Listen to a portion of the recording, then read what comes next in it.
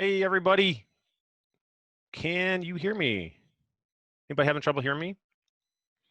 I'll go ahead and unmute everybody. Is it everybody hear me? Yes. Yeah. Yeah, we can hear you. Awesome. Cool. Well, you can feel free to put your video on or off if you'd like. It'd be great to see your faces. And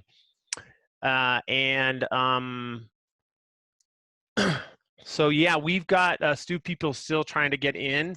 And this is our first class we've done like this. And so just a few things to start with. Well, my name's Ryan, and I'm going to be doing the training. I'm the director of Crossroads in our training program in our schools over in Mexico and in Nicaragua. And I'm here to teach you about the NADA ear acupuncture protocol. This is an introductory class for our online portion of the Acupuncture Detoxification Association training. So thanks for coming. Thank you for investing in your own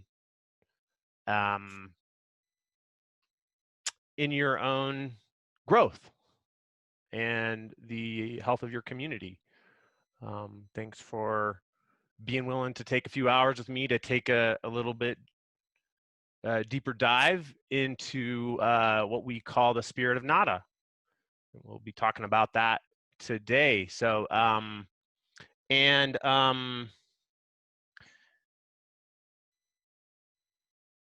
there's a lot of need right now in the world for healing, and there's going to be a lot as we move down the road. So this is the first of a few different modules that you would need to complete in order to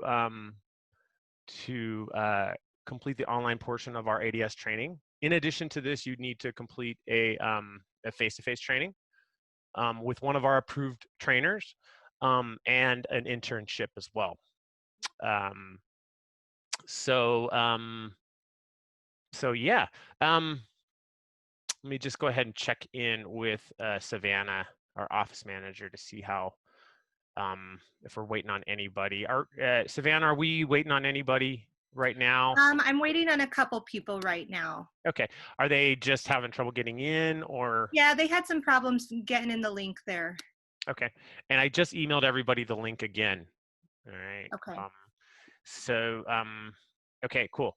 Well, I'll just kind of cover through a few more like orientation pieces for us all.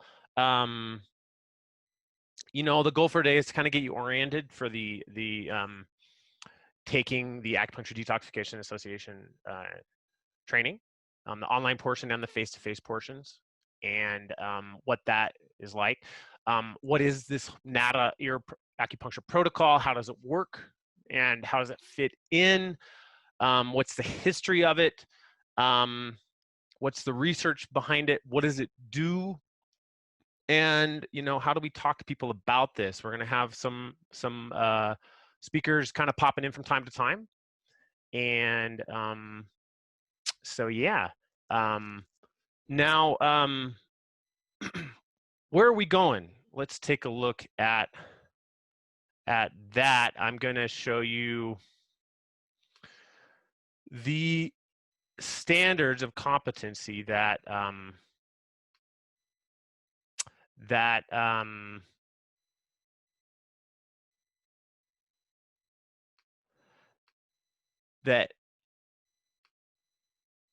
this training is hoping to build your confidence in. And so these are the ADS standards of competency that I have on the screen. Can everybody see the ADS standards of competency on my screen? I just want to make sure my screen sharing is working. Everybody see that? Yeah. Yes. Yep. Yes. Great. Okay, so I'm a registered trainer with the National Acupuncture Detoxification Association, so it's my responsibility to train you and to build your competency in these areas and help you on that path towards feeling confident and in the knowledge and the practice of AccuDetox. And I also sent you last night some readings and an exam to actually test out of these competencies. And this little document that I also sent last night, the training resource manual, right? That so this is where we're at. This is page 6 in there. And this is going to be kind of a reference point for you. This book is going to be a touchstone to keep you on track. In the table of contents, you can see all the different sections, and then I've got these chapters kind of mapped out for the readings to follow, depending on which module we're in. Okay, so today we're going to be in kind of this section 1. So you all have this book. There's a lot of great stuff to read in there. And so I encourage you to, just dive in to that and use the map that I sent of the different readings as a kind of a guide. So yeah.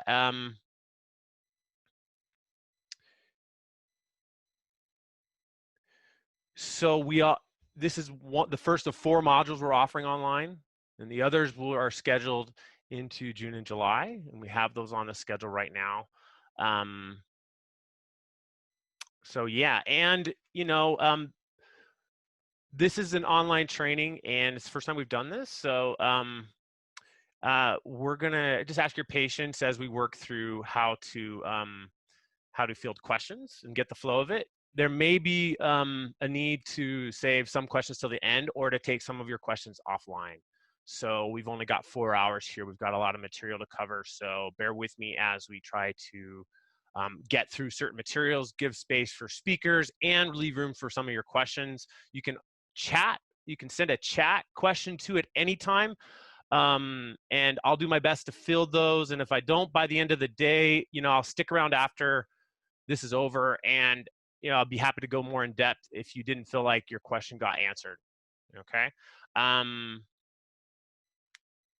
So yeah. There's no such thing as a bad question in this course, right? There's no such thing as a bad question. If you've got a question, bring it up. And even if I don't have time to address it right now, or I don't know if it's appropriate to deal with it right during the class, we can take it offline. You can also send me an email. And if I feel like the question, is good for the rest of the group, then I'll kind of flesh it out, if it can be kind of a teaching point. So yeah, and then I'm accessible to you after this training. If you've got questions about this, I'm right here for you. Okay.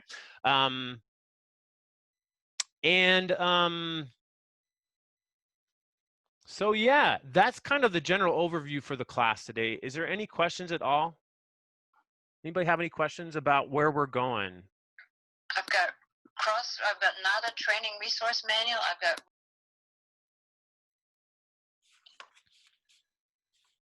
Yeah. Who's speaking here? What's your name?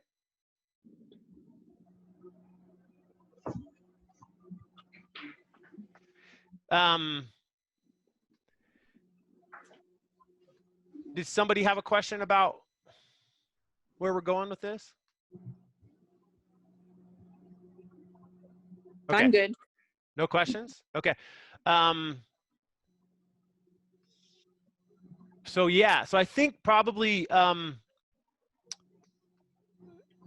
the best thing to do for fielding questions throughout this is just send me a chat, okay? Mm-hmm. And that way we can kind of flow with this, right?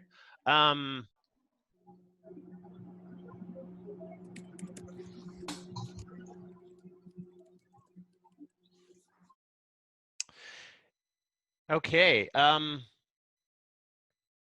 So what is NADA? What is NADA all about?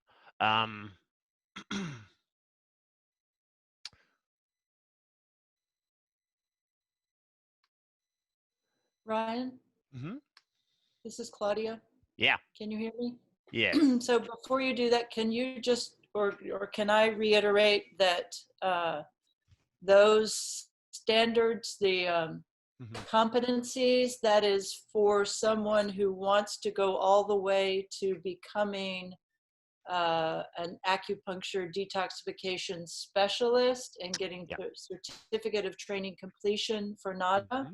Yeah. And that would include doing all 4 of your modules, and then also an in-person training and clinical supervised time when it's safe to do that down the road. And Exactly. then, having met all those competencies, you can get a certificate that says you're an acupuncture detoxification specialist. Correct. So, thank you. Sorry. Yeah, is everybody clear on that? And thanks for clarifying. Claudia is one of our guest teachers, and she's been doing trainings, you know, just as long as anybody's been doing trainings in NADA. She's one of the first NADA trainers, and so she's one of our teachers over in Austin. We've also got some other NADA trainers that we have a network of to help you complete the face-to-face and the internship. And so, but is that clear? Any questions about the different pieces? And you know, there's a lot we can take offline as far as guiding your process where you're at as far as getting to that place. And everybody's going to be probably on a little different path because we've got different modules broken up at different times. But any questions about that, what Claudia was talking about, this whole process?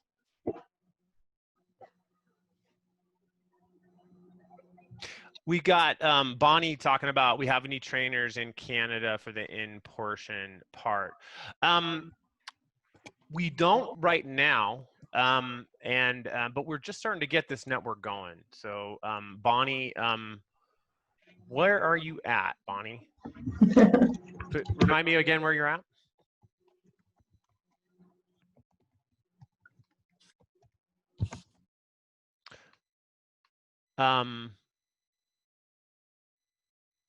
Bonnie, what town are you in again? It's called Toronto. Okay, great. Okay, yeah. So let's touch base after this class, okay, Bonnie? And we'll talk about that. Okay. Any other questions?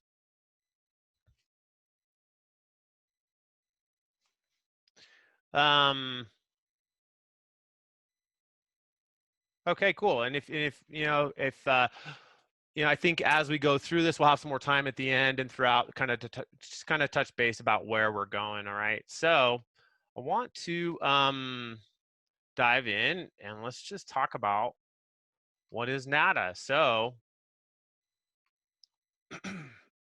everybody see the full screen there? Here I am.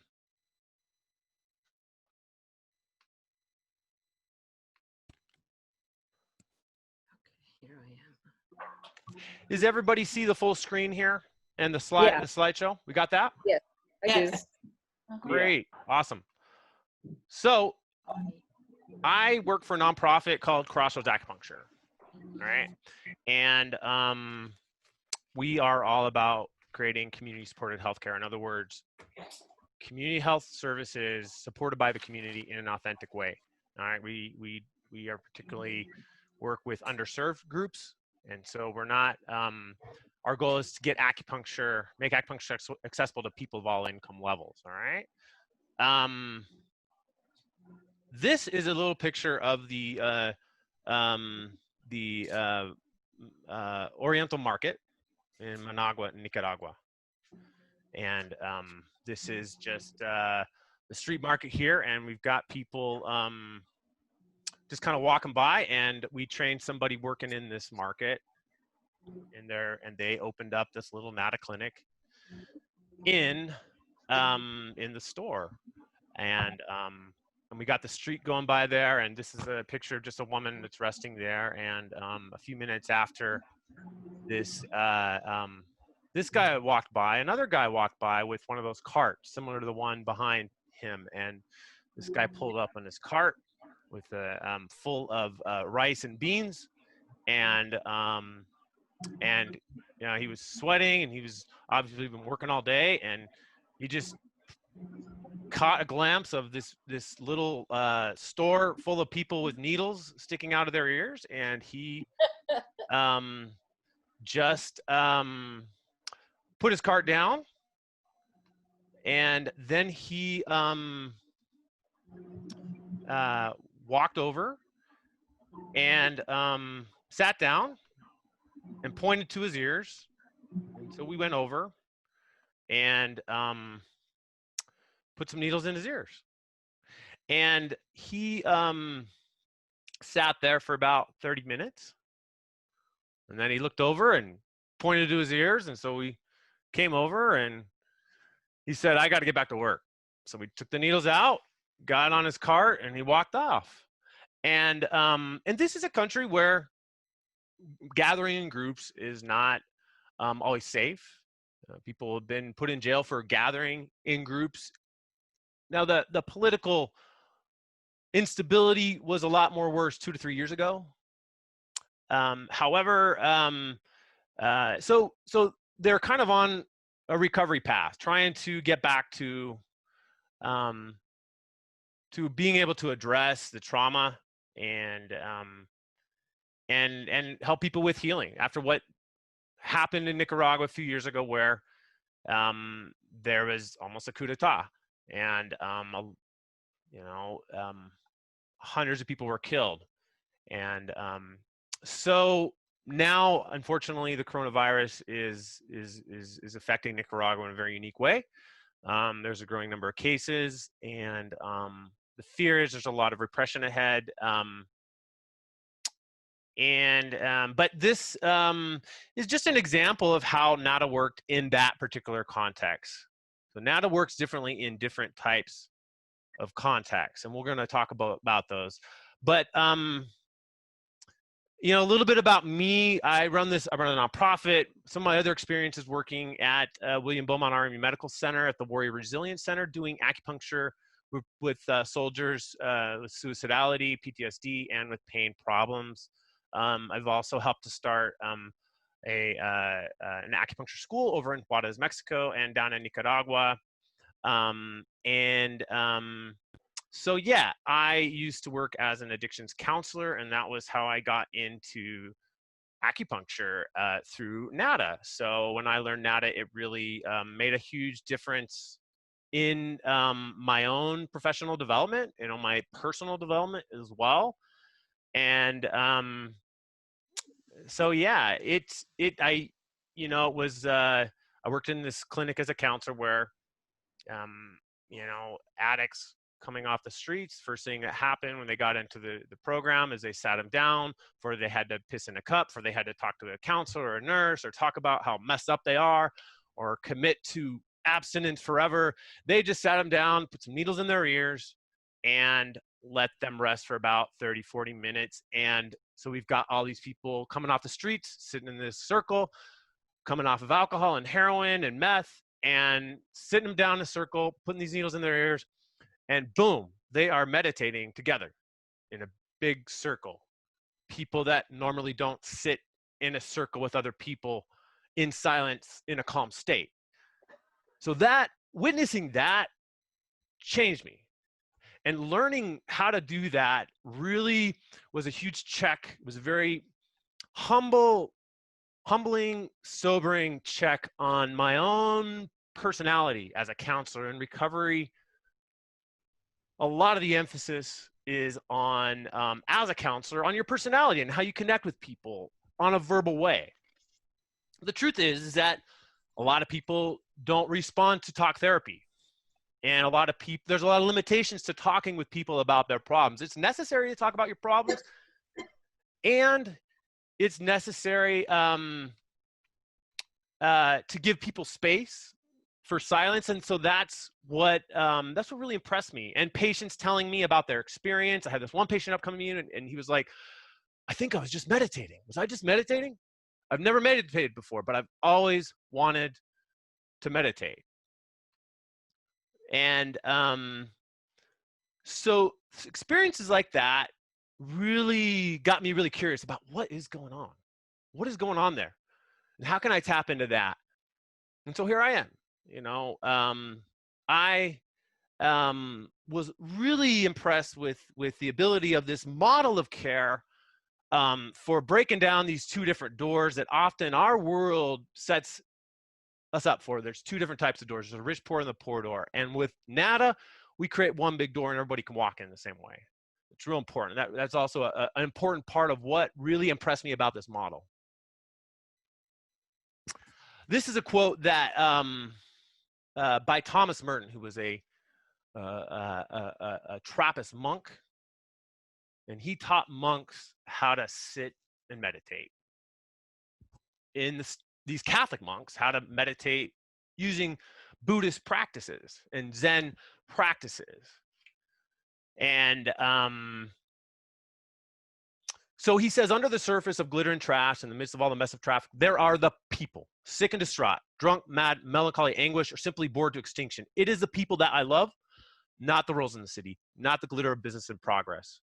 Can't we give them something more than air conditioning? And I read this when I was studying theology about 20 years ago at the University of Portland. And I've never forgot this quote. And when I learned this NADA technique, it was an answer to this question that he poses for me. So our mission as a nonprofit is to provide affordable care and to train people like you how to provide affordable care, right? Because a lot of people aren't going to be calling me up looking for acupuncture. A lot of people that are in most need of help are not going to call looking for an acupuncturist, right? So training people on the front lines who are out there, sticking your neck out there, right out there on the edge of helping the world recover. And that's what we're all about.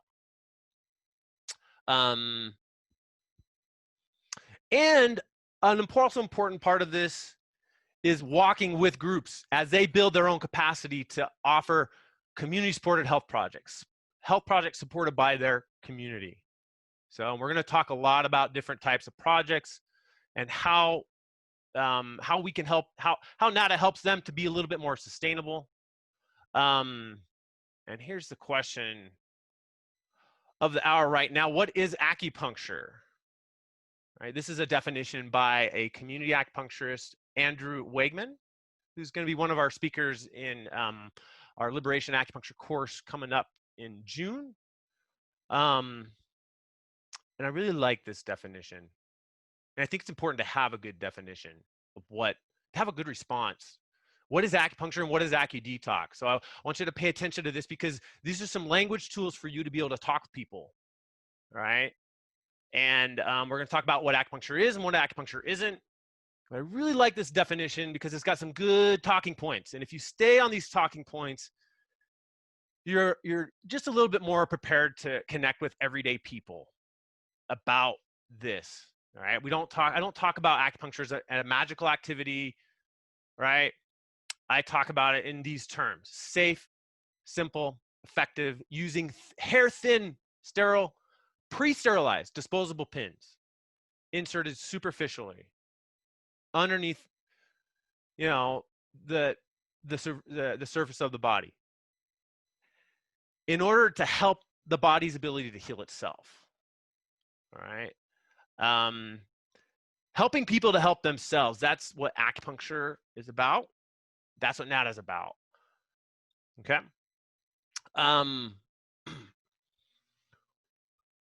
We keep it simple. All right. And we don't even assume that it's Asian of origin. There's a lot of archaeological evidence that shows that acupuncture has been used by lots of different cultures around the world. The Mayans, the Plains Indians, the Egyptians. And so we do know about acupuncture. It's one of the earliest forms of medicine. All right. This goes, back thousands and thousands of years. So the NADA ear acupuncture protocol, or acu-detox, it's important, particularly in the United States and Canada, to be able to separate what is acupuncture and what we call acu-detox. All right. This is going to be make a lot more sense in module 4 when we go really in depth to rules and regulations. I don't want to go into the regulations right now beyond what the readings that I have for you, but because we could talk for a long time about different types of regulations, but what we're talking about here is just defining what is acu-detox. So NADA has kind of carved out this really safe space for limited number of providers to offer this in limited context with limited scope of practice and a limited protocol. All right. So that you don't have to go to 4 years of acupuncture school and incur hundreds of thousands of dollars in debt in order to put these needles in. So it's really amazing that NADA has created this. And it's important to be mindful of this. You know, that to promoting what you do as acupuncture can get you into trouble, you know, depending on what your scope of practice is. All right. This is a picture out of our clinic. We do community acupuncture, so we do distal points, points in the feet and the hands, as well as the NADA protocol. I use the NADA protocol on just about every single patient. It's one of the first things I do. They sit down, I put NADA in, let them rest about 15 minutes, come back, talk to them, then I put some other points in. All right. And community acupuncture clinics can be great partners and agents of strategic partnership for you all. They are some of the most supportive acupuncturists of the NADA movement. So take stock of who are community acupuncturists in your area, because chances are they understand and they really get NADA the way that NADA is designed to be, all right? And they're supportive of people like you doing the NADA protocol, all right? They can be also great support in building advocacy, all right?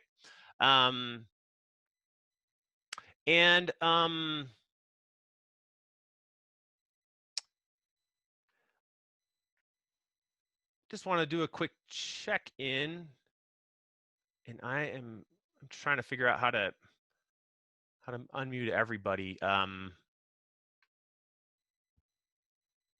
Give me just 1 second to figure this out. I just want to make sure I'm tuning into everybody. Any questions? Oh, I see the chat here. Okay, so I don't see any questions. All right, add a question if you got any. Otherwise, we're going to keep moving forward. Okay. Hey, just during the break, Claudia or Ryan, you do what you're doing. I just direct my question to the others. Here in Australia, we aren't allowed to use the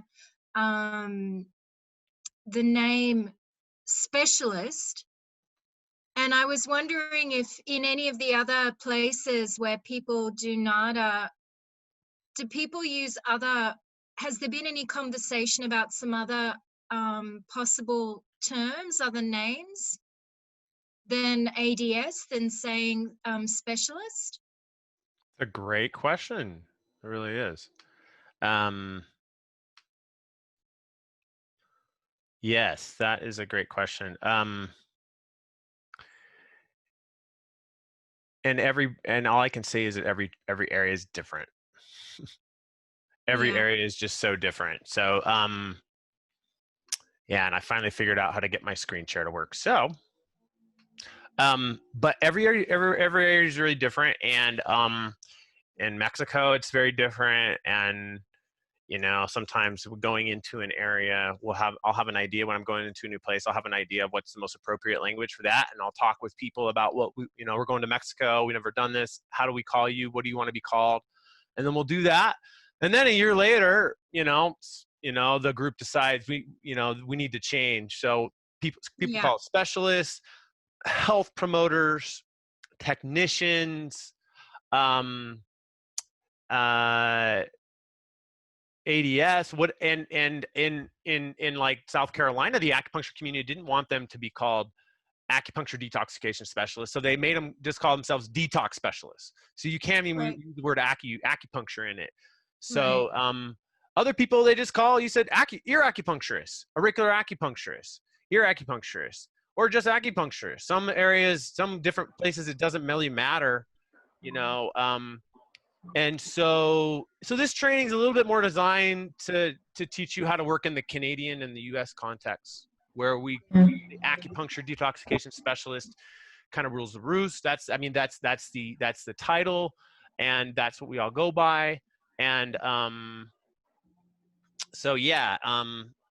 here in New Mexico, the acupuncture community, they didn't like the word acupuncture in the ADS, so they made them they can only call themselves a certified auricular detoxification specialist.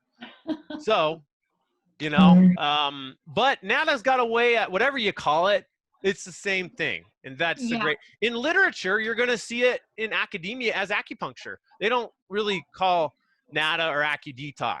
So, I think POCA has their own, they call it auricular acupuncture technicians or something like that. So it's all over the board.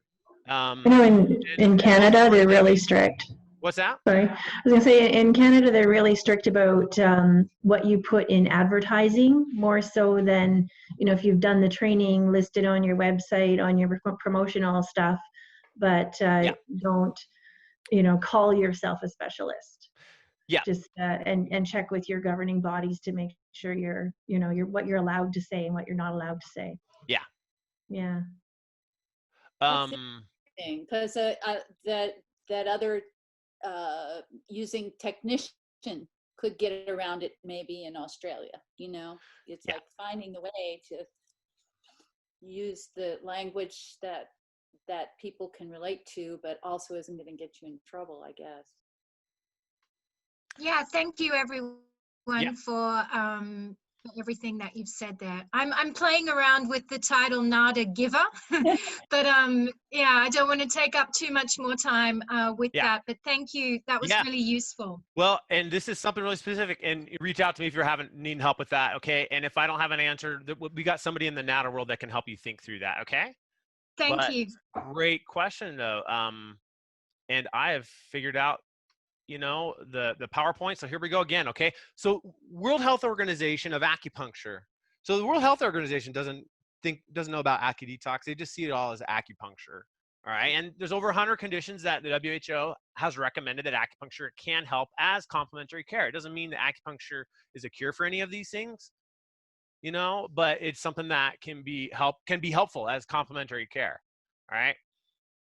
We talked a little bit about community acupuncture. Now, this was developed out of the NADA movement, all right? And community acupuncturists do acupuncture in a group setting. Here's our clinic in downtown Las Cruces, New Mexico with, I don't know how many people, about 20 people in the room, all getting full body acupuncture, including the NADA points, all right?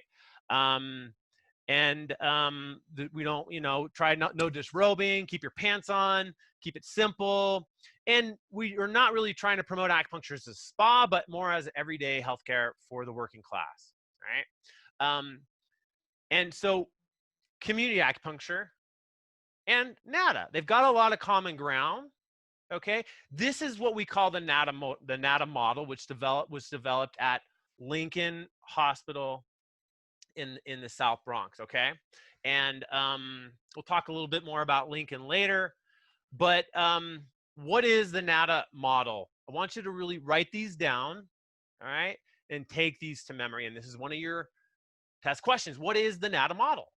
All right, we've got group treatments. It's done in a group setting. That's an important part of the effectiveness of this model, that it's done in a group. We're breaking down isolation. We're promoting people to be connected to something more than their own drama and their own sickness and their own, shadows, that they're connected to community, right? Regular treatments. It's real important in the NADA model that people get regular care. It's not just one time and then they're cured. Want it to have it ideally regularly, okay? Early detox every day. We're going through withdrawal every day, all right? After they get through withdrawal, 3 times a week, every other day. During crisis time, maybe every day, all right? Relapse prevention can be any time from once a month, all right, to a few times a week. It kind of depends on what's going on. Acupuncture, the NADA model is also great as a preventative, all right, for preventing relapse, for helping people to deal with stress, all right? So yeah, it's important that NADA is integrated with other services, that it's not a standalone, all right? Barrier-free, okay?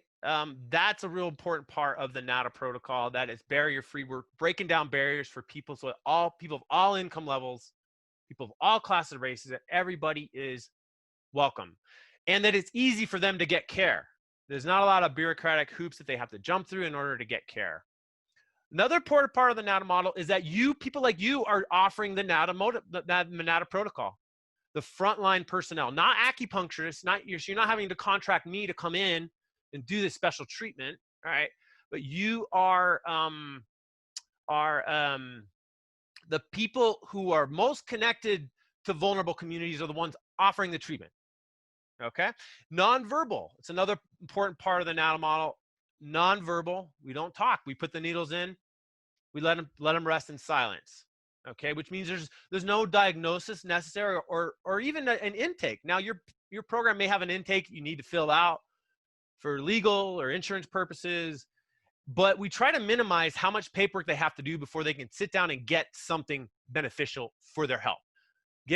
Somebody comes in, they're anxious, the sooner you can get these needles in, often it can really help your entire treatment, whatever else you're doing with them, whether that's counseling, whether that's full body acupuncture, or whether that's, you know, any other type of thing. While people are in waiting rooms, they can sit and get this care in silence, okay? And here we got a picture of the NADA model in Juarez, Mexico, okay?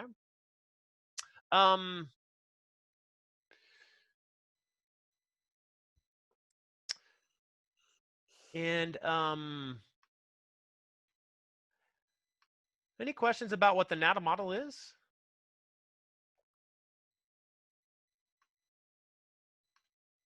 Okay. So I got a question for you is, one of the important words in here, part of the NADA model is barrier free, all right? So I would like to hear from you. What are the barriers that exist, people getting care in your community? All right. So maybe check in, what's your name, right? And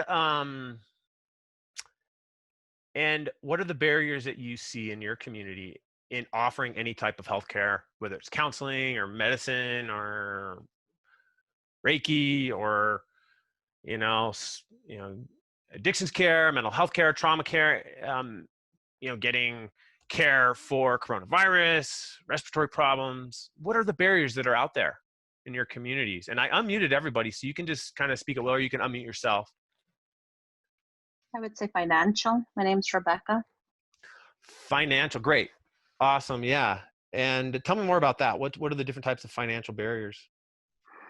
You want to make sure that this is accessible to everybody, that everybody is included. People can walk off the streets and feel comfortable to go in and get care. Great. Yeah. Something you can tuck underneath the financials is insurance, Yeah. right? Insurance, do they have coverage? We're not really a role model country in providing health insurance. And so there's a lot of barriers in that, whether the person has money, whether their family has money, where they come from, what other barriers exist you all see? It's Bonnie. Location. One of our things is location. Mm-hmm.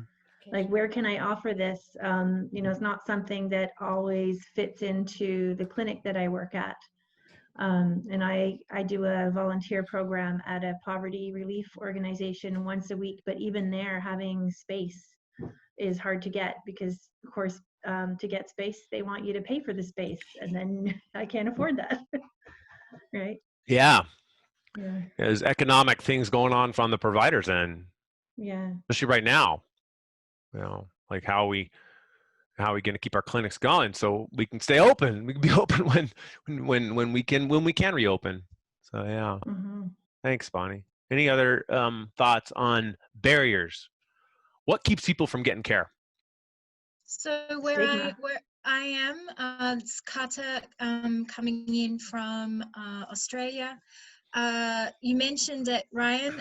One of the barriers is the bureaucracy. So for a lot of people, especially around trauma, our First Nations communities, you have to go through some big processes and prove that people need to tell their story and retell it again and again, which can be very, very activating, very re-traumatizing for a lot of people to access services.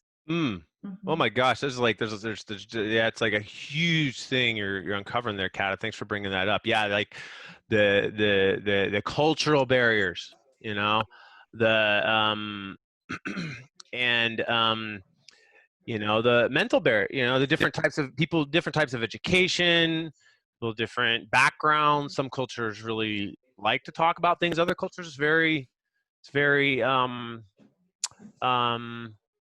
there can be a lot of challenges in getting people to open up. Yeah, You know, the stigma, right? I'm a white male, and you know, I've had counseling on and off since I was a teenager, and you know, I had all these problems when I was a teenager. I ended up in counseling, and of course, that led me to the work I'm doing. But I'm very process oriented, and I like to talk. I like to talk about stuff, you know, and but not everybody's like me. Everybody is, or maybe they want to talk, but you know, they don't trust me. You know, Yeah, there's a personality barrier. I'm a white male, and they're from a different background, and they may the not trust stigma me. of admitting, yeah. Yeah, they may not look like their father, and their father was abusive, and then so that's a barrier there. Talking with people can be a barrier. Anytime I impart my words on a situation, it's an imposition. I mean, sometimes it's necessary, you know, but it's not, I'm saying imposition in a bad way, but it impacts the whole group. So yeah, people withholding, people with sharing, people that, you know, and so creating space where everybody can just be on the same, and you don't have to perform or talk or know how to talk or have insight, right? And just sit in silence, and you don't have to do anything. You don't have to be good at that. You just sit. So yeah, what other barriers are out there that you see? Maybe you've experienced, or you have something in your community that you see. This is Phyllis, and I'm in Oklahoma. And I live in a small town in Tahlequah, which is where the Cherokee Nation is based. But one of our barriers is that a lot of our community services from the Cherokee Nation or Indian Health Service, and they don't offer acupuncture. So if they're not offering it, you're not getting it. So that's a barrier. Yeah. You know, there was about 10 years ago, there were some statistics came out, pretty scathing statistics about my profession. And what they found was that, you know, 7% or less of the population has ever gotten acupuncture. So us acupuncturists are not all that great at the breaking barriers. We're kind of in our own spas, kicking back, you know, doing our thing. You know, we're not as integrated into the healthcare system as other types of alternative health practitioners. And you know, what we do is very different. It's very countercultural here. And often comes at a price. A lot of acupuncture cards, you know, hundreds of bucks you can pay for an acupuncture treatment, you know. So and rural places like my area in southern New Mexico, there's not a lot of acupuncturists. And so the NATA model can really help to fill those gaps, right? Because like you know, like that market in Nicaragua, those folks down working in rural Nicaragua, campesinos, farmers, activists down there. Well, you can't send them to 4 years of acupuncture school in the U.S. It doesn't make sense. You know, you can't even afford to go to the 2-year acupuncture school they have down there. And so those are other types of barriers. Thanks for sharing, Phyllis. Phyllis is another one of like our trainers in our network in Oklahoma. And so she's sitting in on this. You know, Phyllis, you raised a question, will the PowerPoints be shared? All of these are in your OneDrive, okay? So all of these are there for you to use. You can take these, you can, you know, use them yourself. You can, there's the actual, these are PDFs that I'm showing here, but the actual PowerPoint you can take, you know, save it on your own computer, modify it, make it better. You know, sure, I would love to see what PowerPoints you come up with, you know. And so, yeah. So common ground, and I keep going back to community acupuncture because that's where I come from, but a lot of these things can be, you know, we can draw similar comparisons with other types of acupuncture. So there's different types of acupuncture. Not everybody does group acupuncture. Actually, most people who do full body acupuncture do it in a one-on-one setting. All right. So understanding the common ground that you have with acupuncturists and the differences is really important. Recognizing these differences is really going to be key for you to getting going. If you're an acupuncturist, it's also important for you to understand, recognize the difference between what you do and maybe what somebody else might be doing that's learning the NATA protocol, right? So community acupuncture evolved out of the NATA model, and you know, it's how it is practiced in Asia. Group acupuncture is pretty common. So we come from a very social justice place and trying to break those types of barriers. So community acupuncture, how we're trying to break barriers is bringing the cost down for acupuncture. And we also do the group setting. So we draw on a lot of things, but in full body acupuncture and community acupuncture, you're gonna have a short interview with the person, maybe 3 minutes, maybe a half an hour, but a time to kind of diagnose and figure out what's going on and tailor the treatment and the points to what the person's wanting to work on. The differences between the NATA model and community acupuncture or other acupuncturists, you know, often community acupuncture, it's a business model. It's a fee for service. NATA, we're really trying towards free clinics or sliding scale at the very least. Often they're grant funded, or maybe sometimes there's some insurance can be billed. NATA is going to be not going to be the standalone, as we're full body acupuncture. You know, people can set up a clinic and they can charge and they can hang their shingle out on the street saying anybody can come in here. And that's going to be the only care they often get is just acupuncture. Maybe they'll get some herbs. Right now, a lot of acupuncturists are doing telemedicine. So acupuncturists have different types of things, and it can be like a standalone clinic. That's where the NATA model is ideally incorporated with other services. Now, in rural Guatemala, where we're training indigenous health workers in small villages, when you ask them about what other types of services are in their community, they're going to tell you nothing. So in those types of places, NATA is the only thing that's offered. All right, and as you take our trainings, we're going to talk a little bit about some of those experiences working in those areas in Mexico and Nicaragua, other parts of the area where they don't, where there's nothing else going on. NATA's like the only thing going on. So in there, the NATA might function differently. But in the US and Canada, often regulations are going to limit it to working within other types of programs. Okay, so important points here. Can't emphasize this enough. All right, and here's you know, some more pictures of our clinic. This is the use of a guide tube. This little guide tube using with a needle. That's our training does teach doing the NATA protocol with a guide tube, which minimizes the pain. We also treat the freehand technique. So those are all things that in our program that you would get to learn. You know, kids can get NATA. All right. You know, I've treated newborn babies. You know, often with kids, they're going to be short retention, right? They're not going to need the needles in as long, or maybe you're just going to go in and out. There's also seeds and magnets that you can learn through the NATA approach in how to put on the ears of the kids, and it's really helpful and non-invasive approach. And so yeah, so there's pediatric acupuncture. There's also animal, you know, acupuncture. So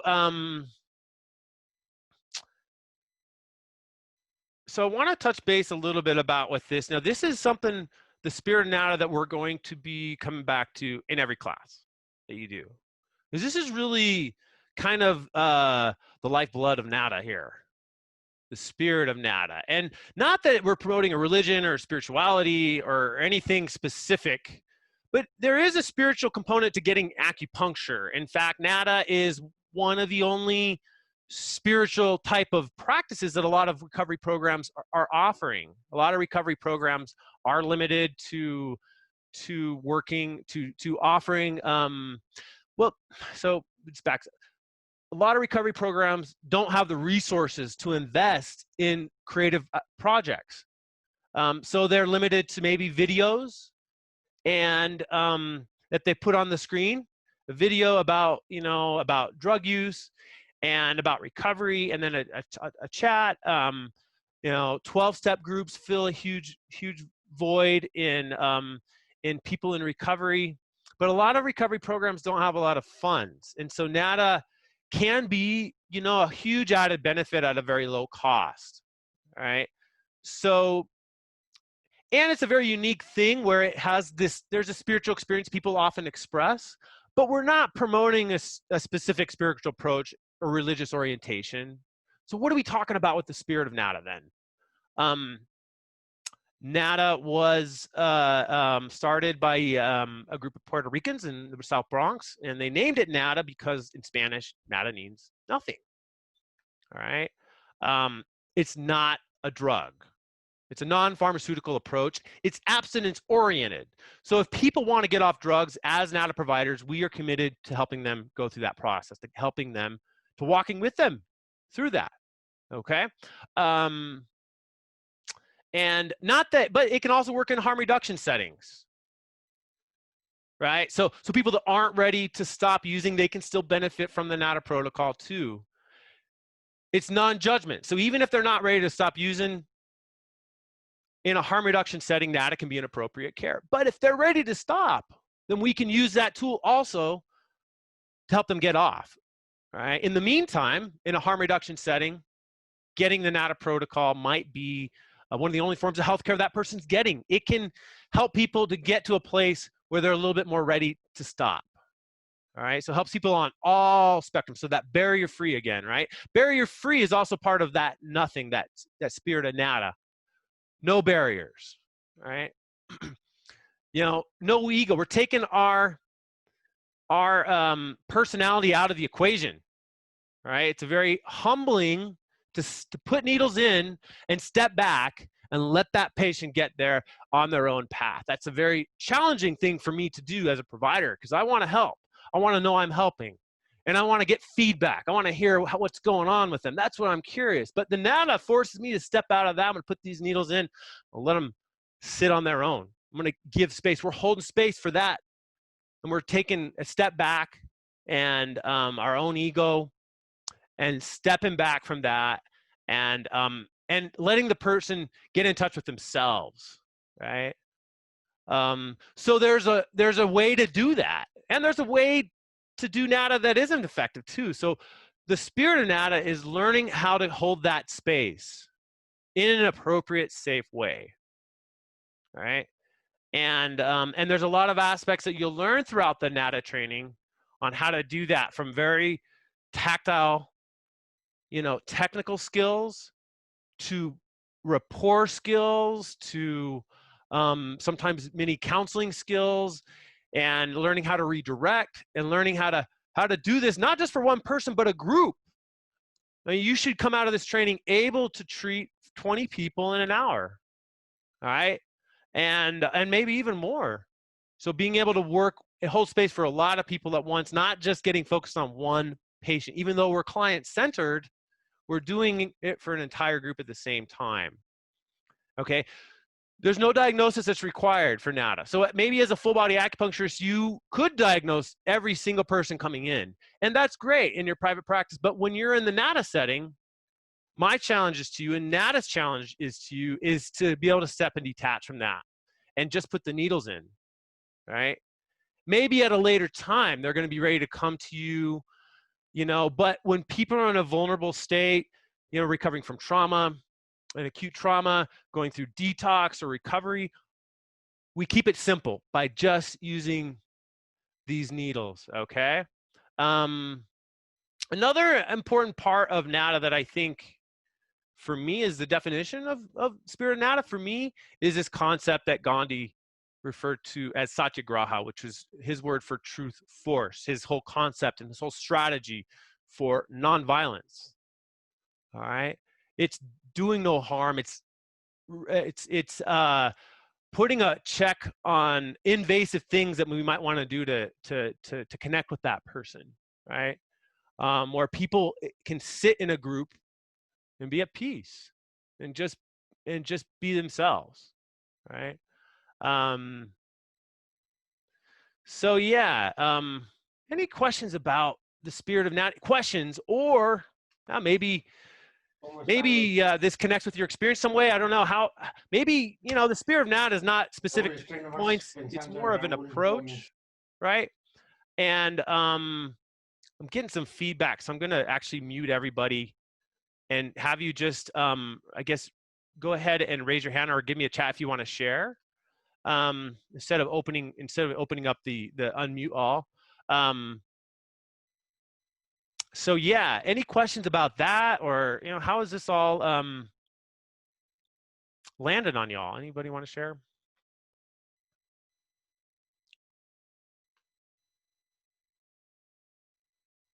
And you can just put in the chat if you'd like to share anything or if you have any questions.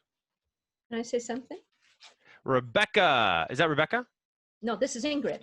Ingrid, okay. And I got a question from Rebecca too. Go ahead, Ingrid, though. Okay, I love it. It's wonderful. It's a spirit that it's a wonderful way to bring healthcare to the masses, which is very, very lacking. Yeah. Just the whole idea of it is excellent. I just want to appreciate it. Yeah, and Ingrid, Yes. sorry. Rebecca asked, how do you hold space? So I'm going to throw that question right back at you all. How do you all hold space? What are we talking about when it means holding space? Acupuncture is one way to hold space in a group, right? But there's lots of ways to hold space. What are some things that are all about? Anybody want to share? Go ahead, and I guess you can all unmute yourself and just chime in. I think that'll be the simplest way. How do we hold space? I think this is Kata. I think one of the ways that we hold space is actually the for the drop-in clinic, it's about the atmosphere of the space. So how people are welcomed into the space and what the space itself actually looks like and how it is to be in that space is a way, non-verbally to show people that they belong there. Yeah. Yeah, it's a certain intention, I think, that comes with the spirit. I think that's what I'm hearing you talking about is intentional things and intentional ways that we can how you welcome people in. What does it look like? What does it feel like? All right. How are you modeling for patients this spirit of nada? Yeah. It's just a calm, quiet presence. Yeah. Because I'm You a got to be Reiki doing master. your own work too. If you're not Yeah. doing your work, you come to work and you got a big backpack full of your baggage and it's not zipped up, then people are just going to see your mess, and that's going to impact their experience. Any other how do we hold space? Answering Rebecca's question, how do you hold space in your work? I'm going to say, this is Ardith. It really is about modeling and acceptance of where someone is. And at the same time, people pick up on the verbal and nonverbal cues. They see that other people are sitting there quietly, and you hold that intention and you hold that space, and you don't correct, you don't shush, you don't chat outside the door, because you hold in your consciousness that what is happening is a powerful healing. And so in keeping that sense of it, people pick up on it, and you feel the power of the nonverbal work that's happening by intending to hold that space for them and with them. Love it. Yeah. I thought the word, I think you said it, and I think it's also a big kind of underpins a lot is consciousness, being conscious, being a conscious healer, being aware when we're getting triggered, being aware that means for me as a healer, being aware that I take a lot of stock in my words and what I share to people, right? But being able to put a check on that and then add a setting that, well, maybe I got a lot of things and maybe I think they're really important to say, but I'm going to put a check on that, right? I'm going to check that at the door, because this is not the space for Ryan to unload all of his ideas and advice and his charism. It's a place to pull back and to just hold space, right? It's keeping them in mind, because maybe I think I've got something to say or I want to say, but being able to be aware of that conscious how is this going to help this person, right? So, and not that words are not important, they are, but it's knowing, being aware of when is the right moment. So any other thoughts on how you hold space? Or just answering your question, Rebecca, what do you think? I like how you said that you hold space, and basically you check out any judgment, so it's non-judgmental. Yeah, I like everybody's comments and how to hold space. Yeah, Bonnie's, mentioned the questions can be so overwhelming. Loving the idea of reducing the diagnosis time. Mm-hmm. When I was addiction counselor, I got all these diagnostic tools. Now I can go and project onto all my family, and I can tell them what their problems are, right? And I get a patient walked in, and whoa, that's spleen chi deficiency. Oh, that's the depressive type that I learned about in the textbook, right? And just being able to be aware of that. Oh, but this is not the space for that, right? And how is this going to help that person? Oh my gosh, well, your liver chi is stagnated. I mean, you got some empty fire going on there. Oh, you're one of those depressive types. You must be a borderline. Those types of diagnoses. Just that. I mean, that's like those can be like very toxic for creating safe space. So yeah. It's Bonnie again. When you work with people too that have been through all kinds of trauma, and they've been through counseling, and they've been through medical systems, and they've heard it all before, they're tired of talking about it. And especially if they're in crisis at the moment, and you're asking them, like, how many times do you go pee every day? And do you ever have headaches? And how's your sleep? And how's this? And how's that? They can't even answer those questions. Like, it's just too overwhelming. They don't even know the answers. Yeah. It's crazy. Yeah. Cool. So one last thing on our little intro, PowerPoint on NADA that I want to kind of touch base with, and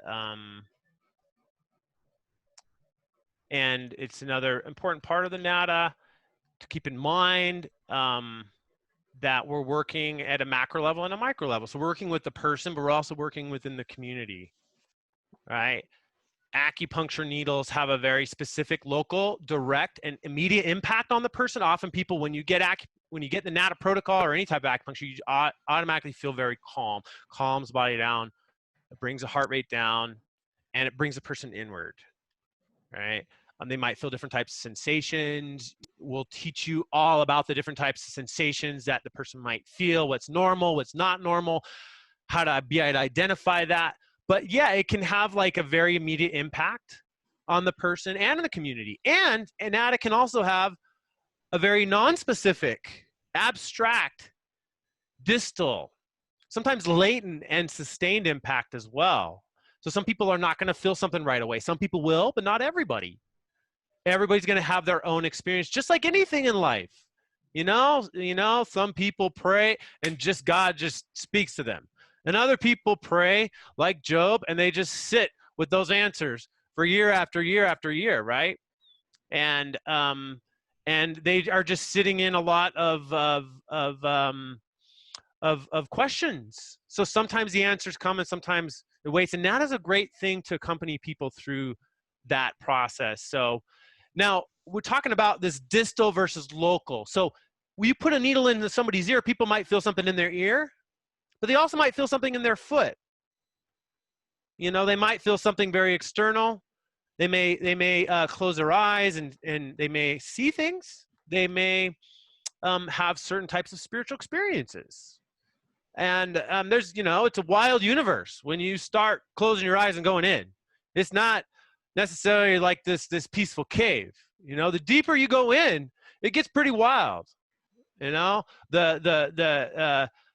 lot of meditation teachers teach that, that the deeper you go in, you got to be very careful. And that's why when we're bringing people inward, we want them to have support. Because it's important when they start going in where they may have something to talk about. So having counseling, having engagement, having another provider that they can talk to, right? That's going to be important because stuff's going to come up. You go inward, right? You meditate, things start moving. And then it's about teaching people how to hold space for themselves through that, how to ask for help, how to integrate those experiences, right? Any questions?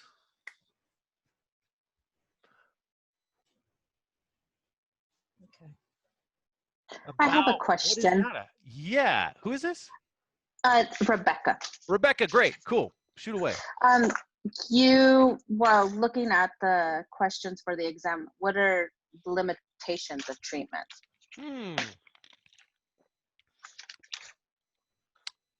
Great. So yeah, and that's something that we're going to uncover in each of the different modules in different ways, right? And I want to go, I'm going to see if I can master this screen sharing and pop over to another slideshow without having a big hiccup. Let's see, give me 1 second. I'm going to pull something up. That's a good kind of transition point over. Can everybody see the NADA resource training manual in front of them now? Everybody see that? Yes. Somebody help me out. Okay, cool. Awesome. Great. So here we are with that. And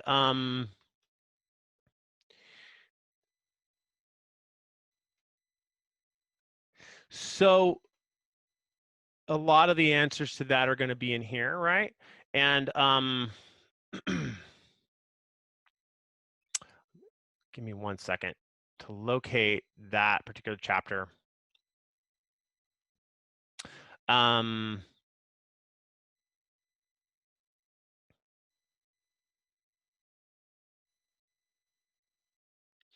So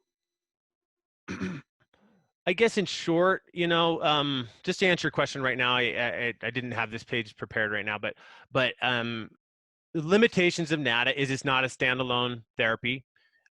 It's not a cure for addictions. I think those are the main things here. It's meant to be an adjunct to care. It's not going to be a replacement for care. It can help people get off of drugs and help people through that process, but it's not going to be able to be, they're going to need other things to get off drugs. So it's going to be one component, right? It's a nonverbal therapy, so it's limited because it's not a great space to do. The NADA groups are not a place to do psychotherapy. Now, some advanced psychologists that I've trained have incorporated this in different ways, and there's providers like this around the world that do NADA, and then they facilitate hypnosis and mindfulness meditation and psychotherapy. It's not really within the NADA model, but that's an application that some advanced practitioners have taken on and developed. And there's not a lot of research on that, but you know, and that's even limited because then you're taking away the group atmosphere, right? So, but I think those are the main things. I think it's important to know, I think as a general summary, the limitations of NADA is that most states only allow addictions care. In the 26 states that allow NADA, most of them, you can only work in addictions. So that's another limitation. Regulatory limitations, right? Now, some states are trying to change those laws and expand, but it's a very controversial thing. A lot of acupuncturists don't want ADSs expanding and treating bigger chunk of the population. So, answer your question? Do Yes, you have thank any you. others? Great, awesome. So,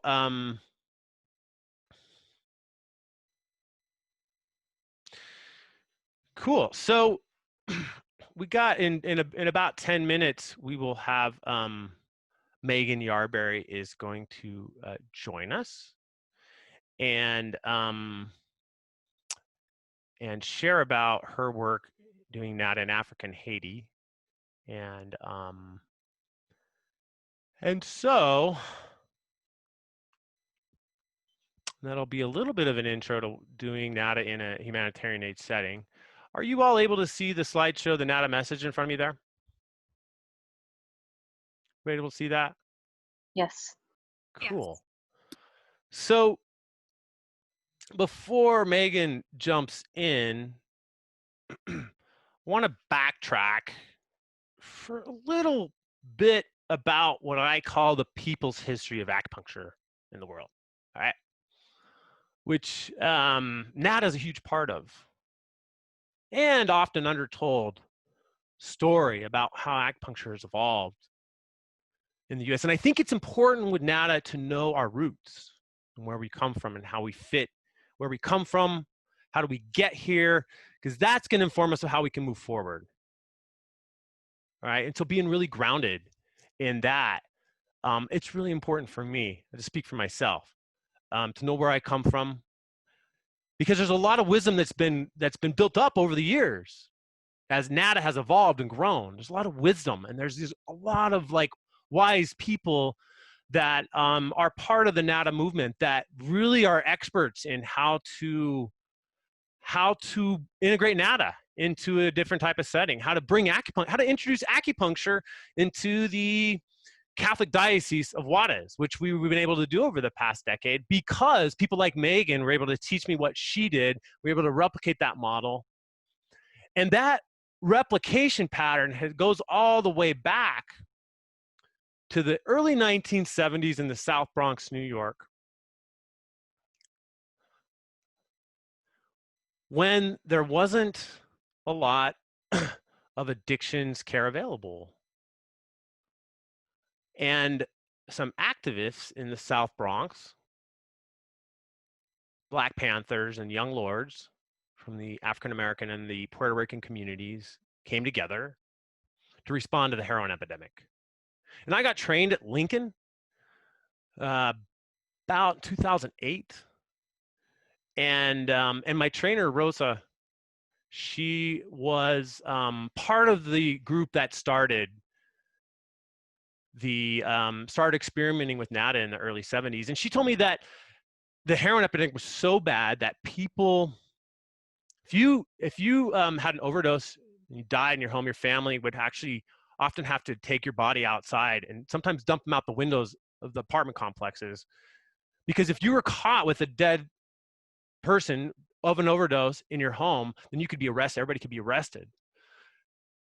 And the government solution was to give methadone to these heroin addicts, which is another addictive drug. And so these activists really wanted to create a non-drug-based therapy, a non-pharmaceutical-based treatment that is really owned by the people of that community.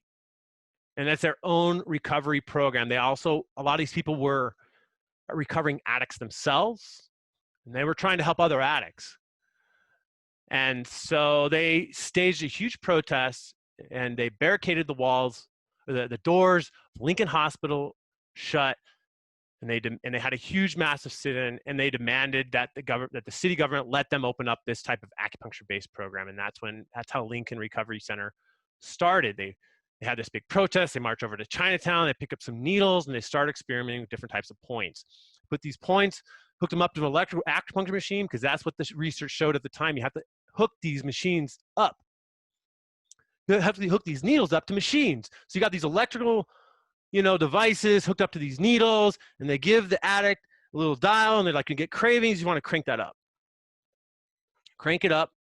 And that kind of worked until one day, a lot of machines weren't really working all that well.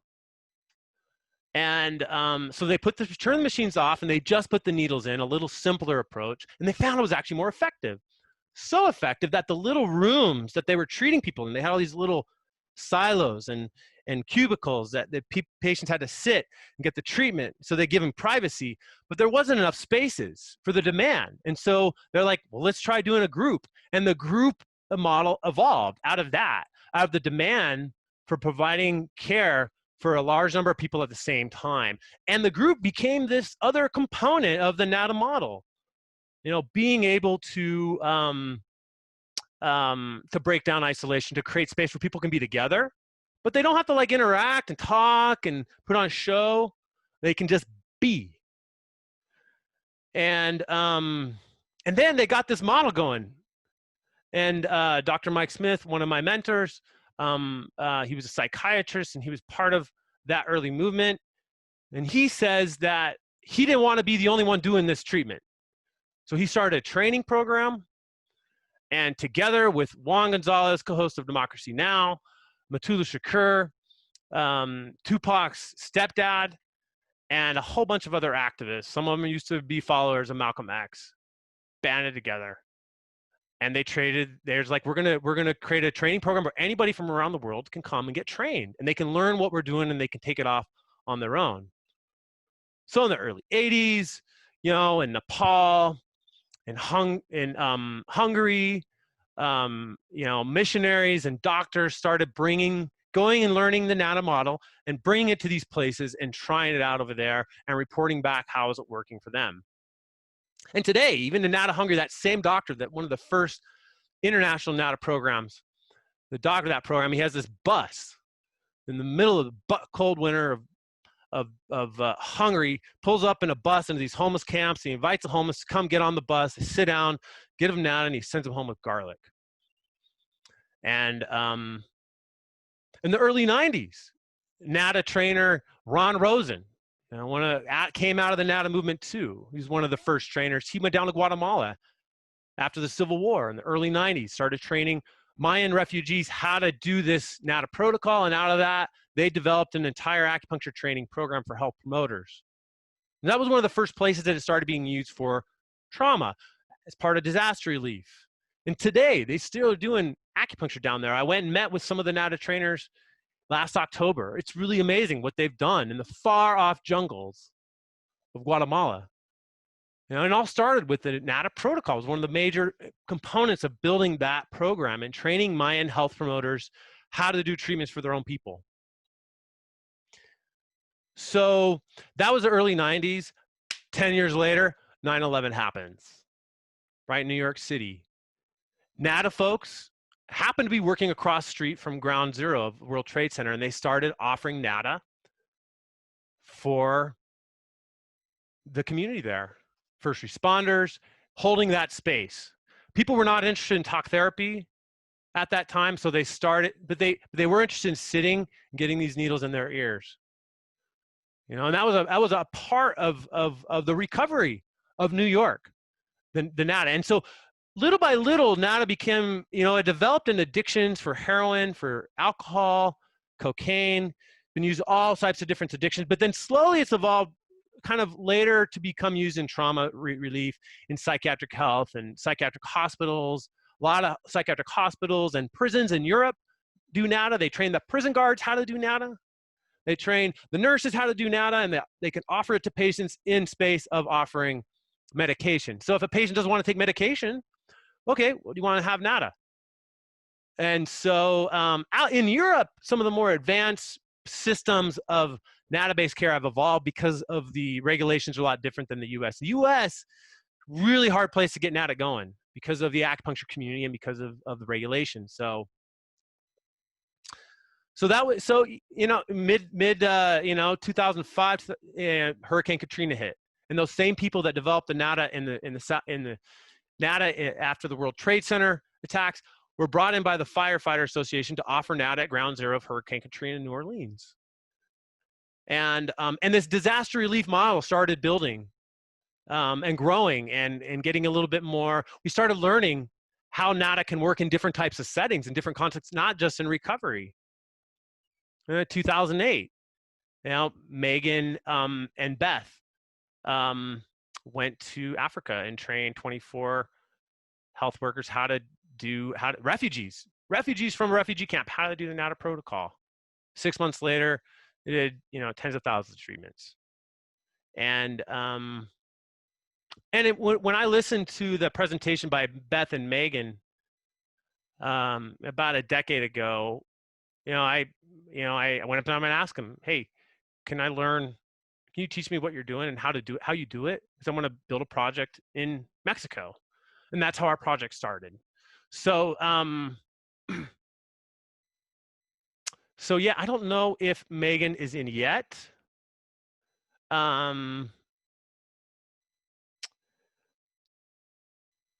So why don't we take another 5-minute break, okay? While we get Megan plugged in. And I'll go into my nonverbal state and try to let somebody else share. How's that sound? Good. But before we take a break, any questions about, that little bit of history and about where NATA comes from and how it's grown? Any questions about that? You can just unmute yourself and chime in.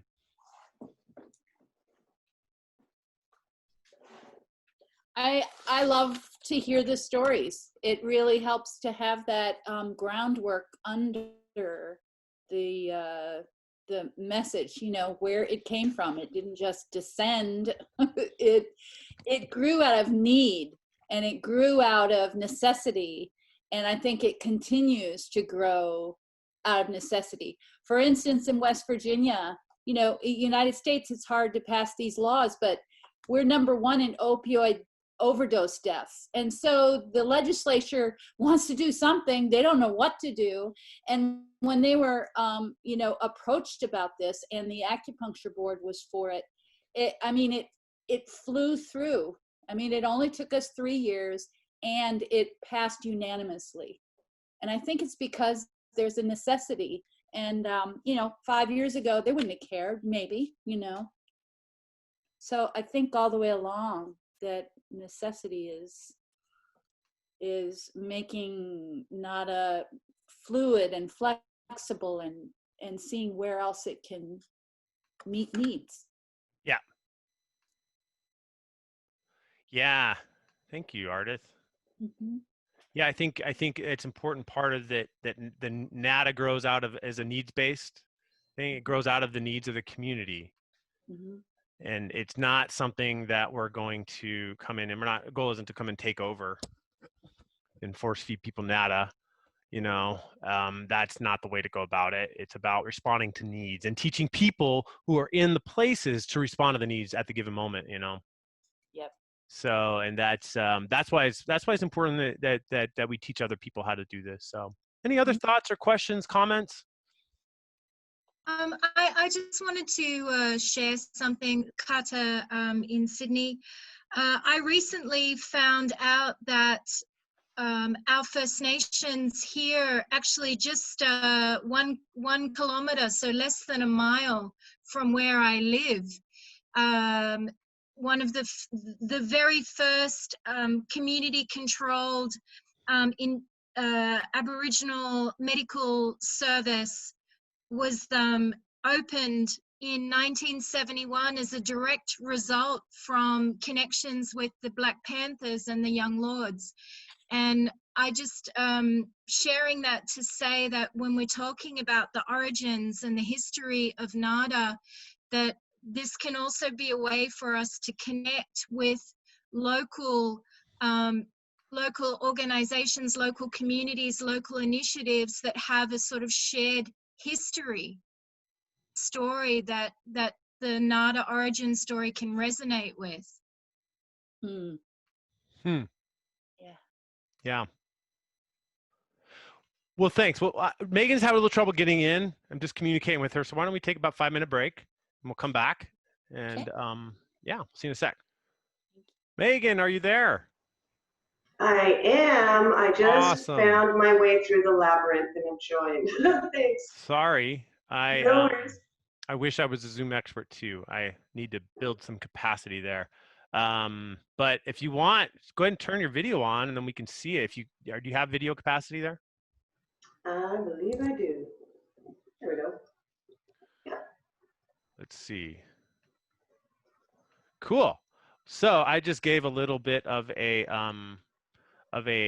kind of a little brief history of how NATA's evolved from Lincoln, and how it started becoming used in different types of disaster relief settings, and then leading up to, you all brought it over to Africa, and and the different types of experience just a brief overview of different humanitarian efforts, and then they're just taking a quick break, and we're just waiting for you. So yeah. And any questions you got for me? Nope. All Okay. good to go. Cool. So we'll have about, you can share for 10, 15 minutes and we'll open up for questions. Okay. Okay. And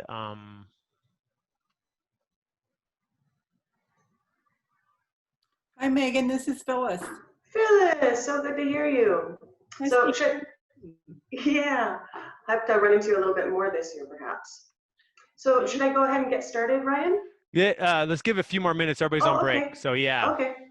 But I'm Sounds going to good. pull up the article that you all wrote in that in the journal. So people, 'cause that's one of the resources that they have. There we go.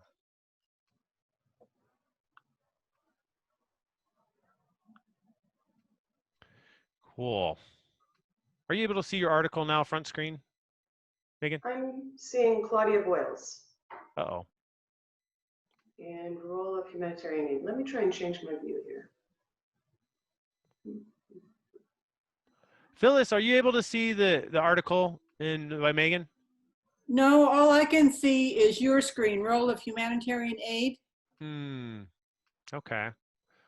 So Okay, let me see. Oh, there we go. Let me go.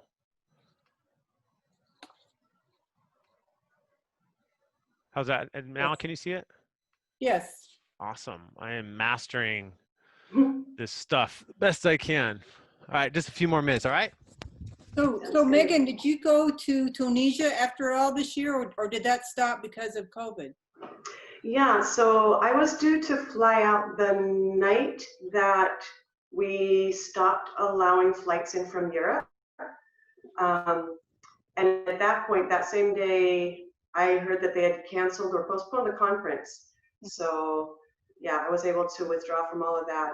And I don't know if you've been following what Monsef and those guys are doing with the Red Cross and Red Crescent over there, but it's pretty intense. Yeah, a little bit. Yeah. Mm-hmm. They are so committed and so energized. It's just wonderful. It's amazing. Yeah, they are definitely committed. And they're in the middle of Ramadan. That's supposed to be ending, I think, at the end of this week. Yeah. How are you, Phyllis? I'm good. I'm in Oklahoma. You know, I have my mom living with me, so we're pretty shut in because she's 88 and I don't want to get her exposed. Right. So we go take drives sometimes, but other than that, we don't really go too many places. So I know it's opening up here in Oklahoma right now. But I want to wait a couple more weeks and see how things go. Yeah, that's probably a good idea with your mom. Yeah. I like the article. I hadn't read that before. Was that published in a German newspaper or German? Yeah, it's a German acupuncture magazine.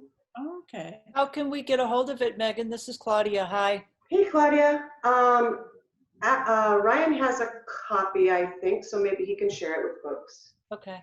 Yeah, and I'll send. I think everybody that registered. I know that it's part of our library. I sent to them last night, so I'll resend that to you. You got it right, Phyllis? You got the email? Yeah, I got it. Yeah. So I'll send it to you too, Claudia. So yeah. Thanks. I'll just give you what I'll do is I'll just give you the Dropbox library of ours where you can I don't know. Yeah, if you all have any other if you're looking through our library and you see missing stuff, let us know so we can share with other students. So cool. Well, let's go ahead and get started. Megan Yarberry, thanks so much for joining us here today. And we were just sharing a little bit about how NATA's evolved, and I mentioned your project, as a project that was really helpful and instructive for teaching me how to do NATA and how NATA can work and the potential for NATA, really opening my eyes up for like what the potential is. And you all, Megan, you and Beth said, you had 100,000 needles and you had a few days with this small group of folks in a very challenging context in Uganda. And I know you've had a lot of other experiences, but, I just wanted to, I guess the question is just, how, I guess, first of all, how did you get involved in NATA? And what inspired you to launch into these types of projects? Yeah. Okay. Well, thanks for the invitation, Brian, and everybody for allowing me to participate in the conversation a little bit. So just a little backstory on me. I was born in Hawaii and raised in Micronesia, Indonesia, and eventually did Peace Corps in Africa. So I have a lot of experience just living in places where there's very few resources and high demand for things like healthcare. So that was the backdrop I brought in to my acupuncture practice. I graduated from OCOM in Portland in 1998, and a lot of my internships there were actually focused on NADA. So I worked with David Eisen, with Lore, yes, Lore. Oh, he was amazing. Yeah. And so I got to see what NADA could do in these really varying types of clinical settings. So worked in Hooper Center, there was an immune compromised clinic, there were mental health clinics, there was internships in a prison. So just all of these different ways that NADA was being applied. And through that, I came to understand that NADA was such an amazing tool in that it's super low cost to deliver, it's clinically effective, and it's a simple technique to learn and to apply. So it's really ideal for those low resource, high needs kind of communities I enjoy working with. So once I graduated from OCOM, I returned to Hawaii, where I joined a holistic medical clinic, and I was doing things like home births and different things, and using NADA a little bit there. But acupuncture law in Hawaii is actually very, very strict, so that only licensed acupuncturists can deliver it. Even like a medical doctor can't do it, even if they are able to do heart surgery. They aren't allowed to put pins in people. So I was feeling very restricted in how I was able to apply it here, because most acupuncturists aren't going to do this for money, and they're struggling to make a living. So I was looking for ways to deliver it in places that could appreciate it and where it would be kind of legal to do so. So as I was looking around, I started volunteering in East Africa with an acupuncture project. And that didn't use NADA specifically, but it trained healthcare professionals in very simple acupuncture protocols for common syndromes over there. And that's where I met Beth Cole, who became a close friend and colleague over the years in a lot of these international projects. We both volunteered at that same organization. And I was there in December of 2007 doing a project. And during that time, there was a buildup in towards the political elections that were going to be happening in Kenya at the end of December. So we'd see big parades and posters and all kinds of things around that. The election took place the week we left, and the disputed election results caused widespread riots and violence. So it ended up that hundreds of thousands of people were displaced, thousands were killed, and knowing people in the area, having kind of a special feeling for this area of the world, Beth and I wanted to see if we could do something, and we knew that NADA was something that can bring hope and sort of clear the path for other types of treatment when those treatments are made available, help people keep their center during stressful times. So we ended up doing this project, and it sounds like most folks have had a chance to read the article with all the details in it. But it was an amazing experience in that it taught me so much. And some of the key takeaways are what I thought I would just share with you today. One of them is the importance of networking. So when we were trying to think, what can we do?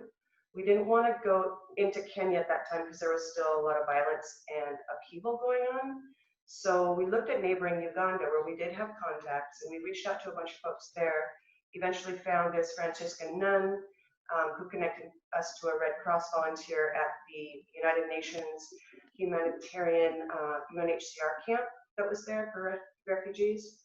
And at that point, there was probably 100,000 people in the camp, thousands more coming all the time. So while we were doing all the networking, we were also collecting needles and supplies, and went over there and went into this UNHCR camp and introduced ourselves to the leadership and asked permission to work with the population. So the networking was really key. And that same network has since led us into doing other projects. For example, we ended up working with that Franciscan nun to treat, we taught all these nuns to do NADA so that they could support the students that they worked with who were like ex-child soldiers and AIDS orphans and other disadvantaged youth. So that networking was really key in even getting this project off the ground. Another thing that was important to us was flexibility. So we went in there with a vision of like, this is how this project is going to run. We had our plan, we had our, this is the way we're going to be doing the process.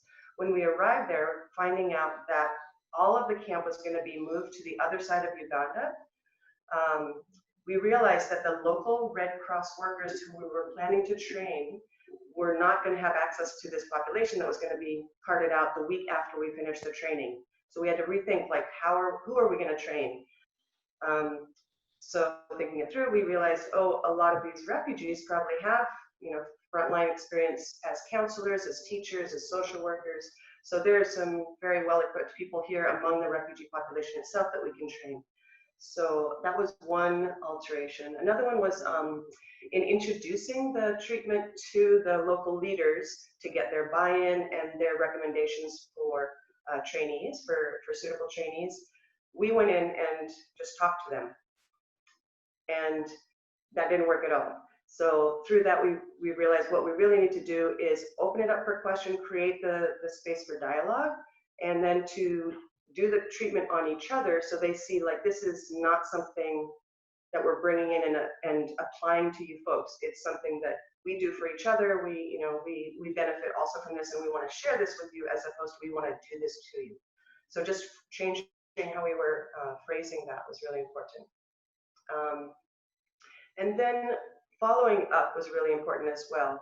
So we did the training. We trained 21 people, and they ended up doing about 500 treatments that week.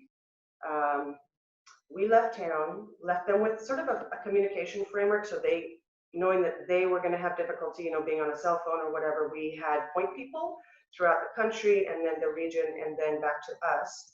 So we had a communication tree in place. We had given them 100,000 needles, so we knew that that was going to last for a while, but we had to make plans to come back in about 6 months. We did get questions and requests for additional information and that kind of thing throughout those 6 months. When we returned in December, I believe it was, those trainees had provided about 18,000 treatments in this refugee camp that they ended up residing in.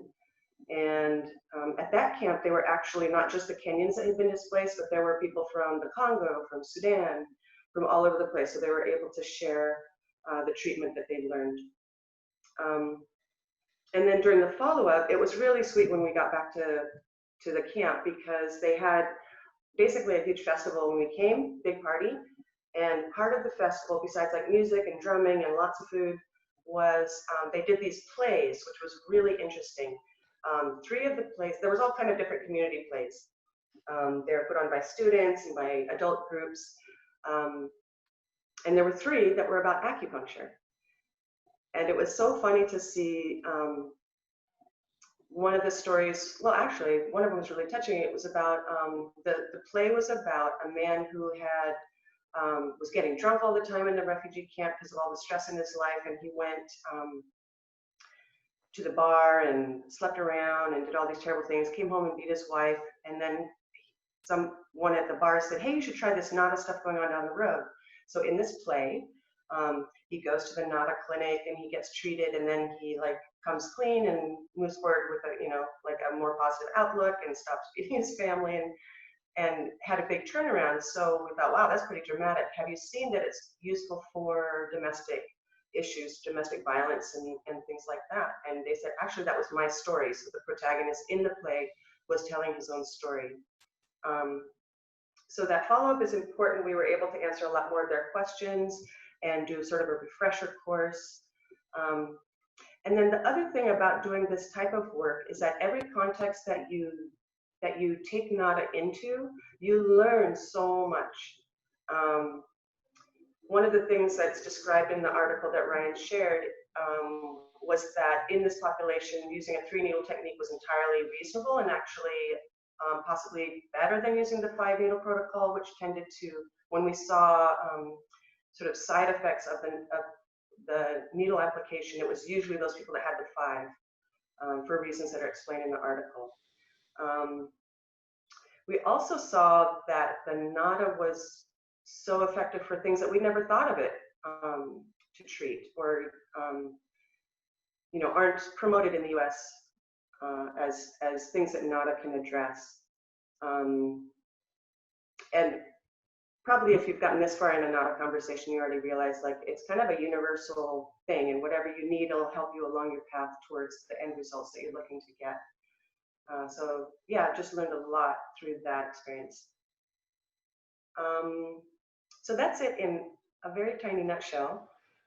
And you've also worked in you know, you've worked in projects like that in Haiti and Congo too. I mean, what are, I guess, of all the different trainings that you've done, I guess what's been the most challenge? I mean, what has been the most challenging that you found? So that's a really easy one. The biggest challenge by far with doing these distant trainings is providing ongoing support so that it is successful in the long term. In the case of Uganda, for example, the Ugandan government decided that acupuncture should be illegal, and so they prohibited people from using it. Part of the reason they did that, I think, is because we were under an umbrella medical agency, relief agency, something like Doctors Without Borders. And so they came in and they ran the clinic at the camp, and then they were our umbrella to sort of have an official title going in. And because to the government it might have looked like this organization had tons of money, they said, if you want to continue doing that work, you're going to need to start a school and pay all the teachers. And, you know, so they had these demands that were financially not possible for this organization to do. So that was a challenge. There have been a lot of trainings that I've done, and then just trying to keep it going is really hard because everything I do is volunteer. So having the funding for it is kind of hit or miss. And then having the communication stay on board. So I would say like the sustainability is the biggest issue that I see right now in this kind of work. Yeah, thanks for sharing. Yeah, thanks for taking time to join us. I want to give, I've always got questions for Megan, but you know, what questions do y'all have for Megan about, you know, working in these types of contexts, in training people, and just how it works? Any questions at all you have for, go ahead and just unmute yourself and go at it. If you're having trouble unmuting yourself, then just send me a message and I can unmute you. But yeah, and if you want, turn your video on. We can see you, and Megan can see you too. So if you dare. Hi, Megan. It's okay if you got your pajamas on. Yeah. No shame. Thank you for sharing, and thank you, Ryan, for bringing Megan to this. Wow. So my one brief question is, when you're training in other places, like the places you're going, I'm sure the trainings there are different from here. What are, you know, in terms of length of time and the focus, how would you describe, you know, your on the ground trainings? So that is a good point. The trainings have basically been 1 week long, actually 6 days. And so we do 5 days that start out primarily classroom training, and then we start pulling in clinical experience, probably by, well, they start doing it on each other, probably even the first day. Mm-hmm. And, you know, they do needle practice, and then they do it on each other, and then they start doing it on the community. So our goal is to have a 6-day training. We always want to have a celebration at the end because it's very important to acknowledge what they've done in the community, because the community sees them differently. If you can, you know, if they see these people getting acknowledged for having completed this training. So all of that part. And then we want each person to have treated ideally 100 people. So that could be a lot. Wow, thank you. Yeah, yeah. Yeah. Yeah, and in the case, for example, in the Congo, what we did was we went in and we worked with about 5 different medical groups. There were 2 hospitals, there were 3 clinics, and so different people from there would come. A hospital hosted us, and in each of those pods, we would have kind of like a working group. So they gave each other support, and then we had a central location that was communicating with us, reporting back to us, and they were like keeping the inventory of needles and beads. Thank you. Mhm. Yeah, I really I learned so much just from hearing you sharing, like when I first met you, like about 10 years ago, and hearing about this project, and I that really stuck with me, just how flexible you had to be. You had this idea, you go in, and that idea was usurped by all these other things out of your control, and then you adapted and you train people, and then you just trusted them to be able to adapt, train them to be able to adapt to that. And I had like when we started our project in Juarez, I knew few people working for the city government, and they really wanted to bring NADA into all these places. But then when it came to logistics about how to work with them, they were like, well, we'll have the federal police come and escort you around.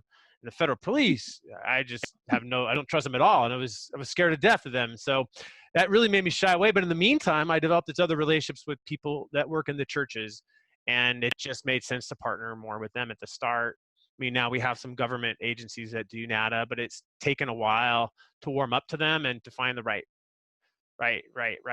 approach. And but just the more trust and the more sustainability and the grassroots spirit was really, I found to be like in the churches, and I didn't expect that either.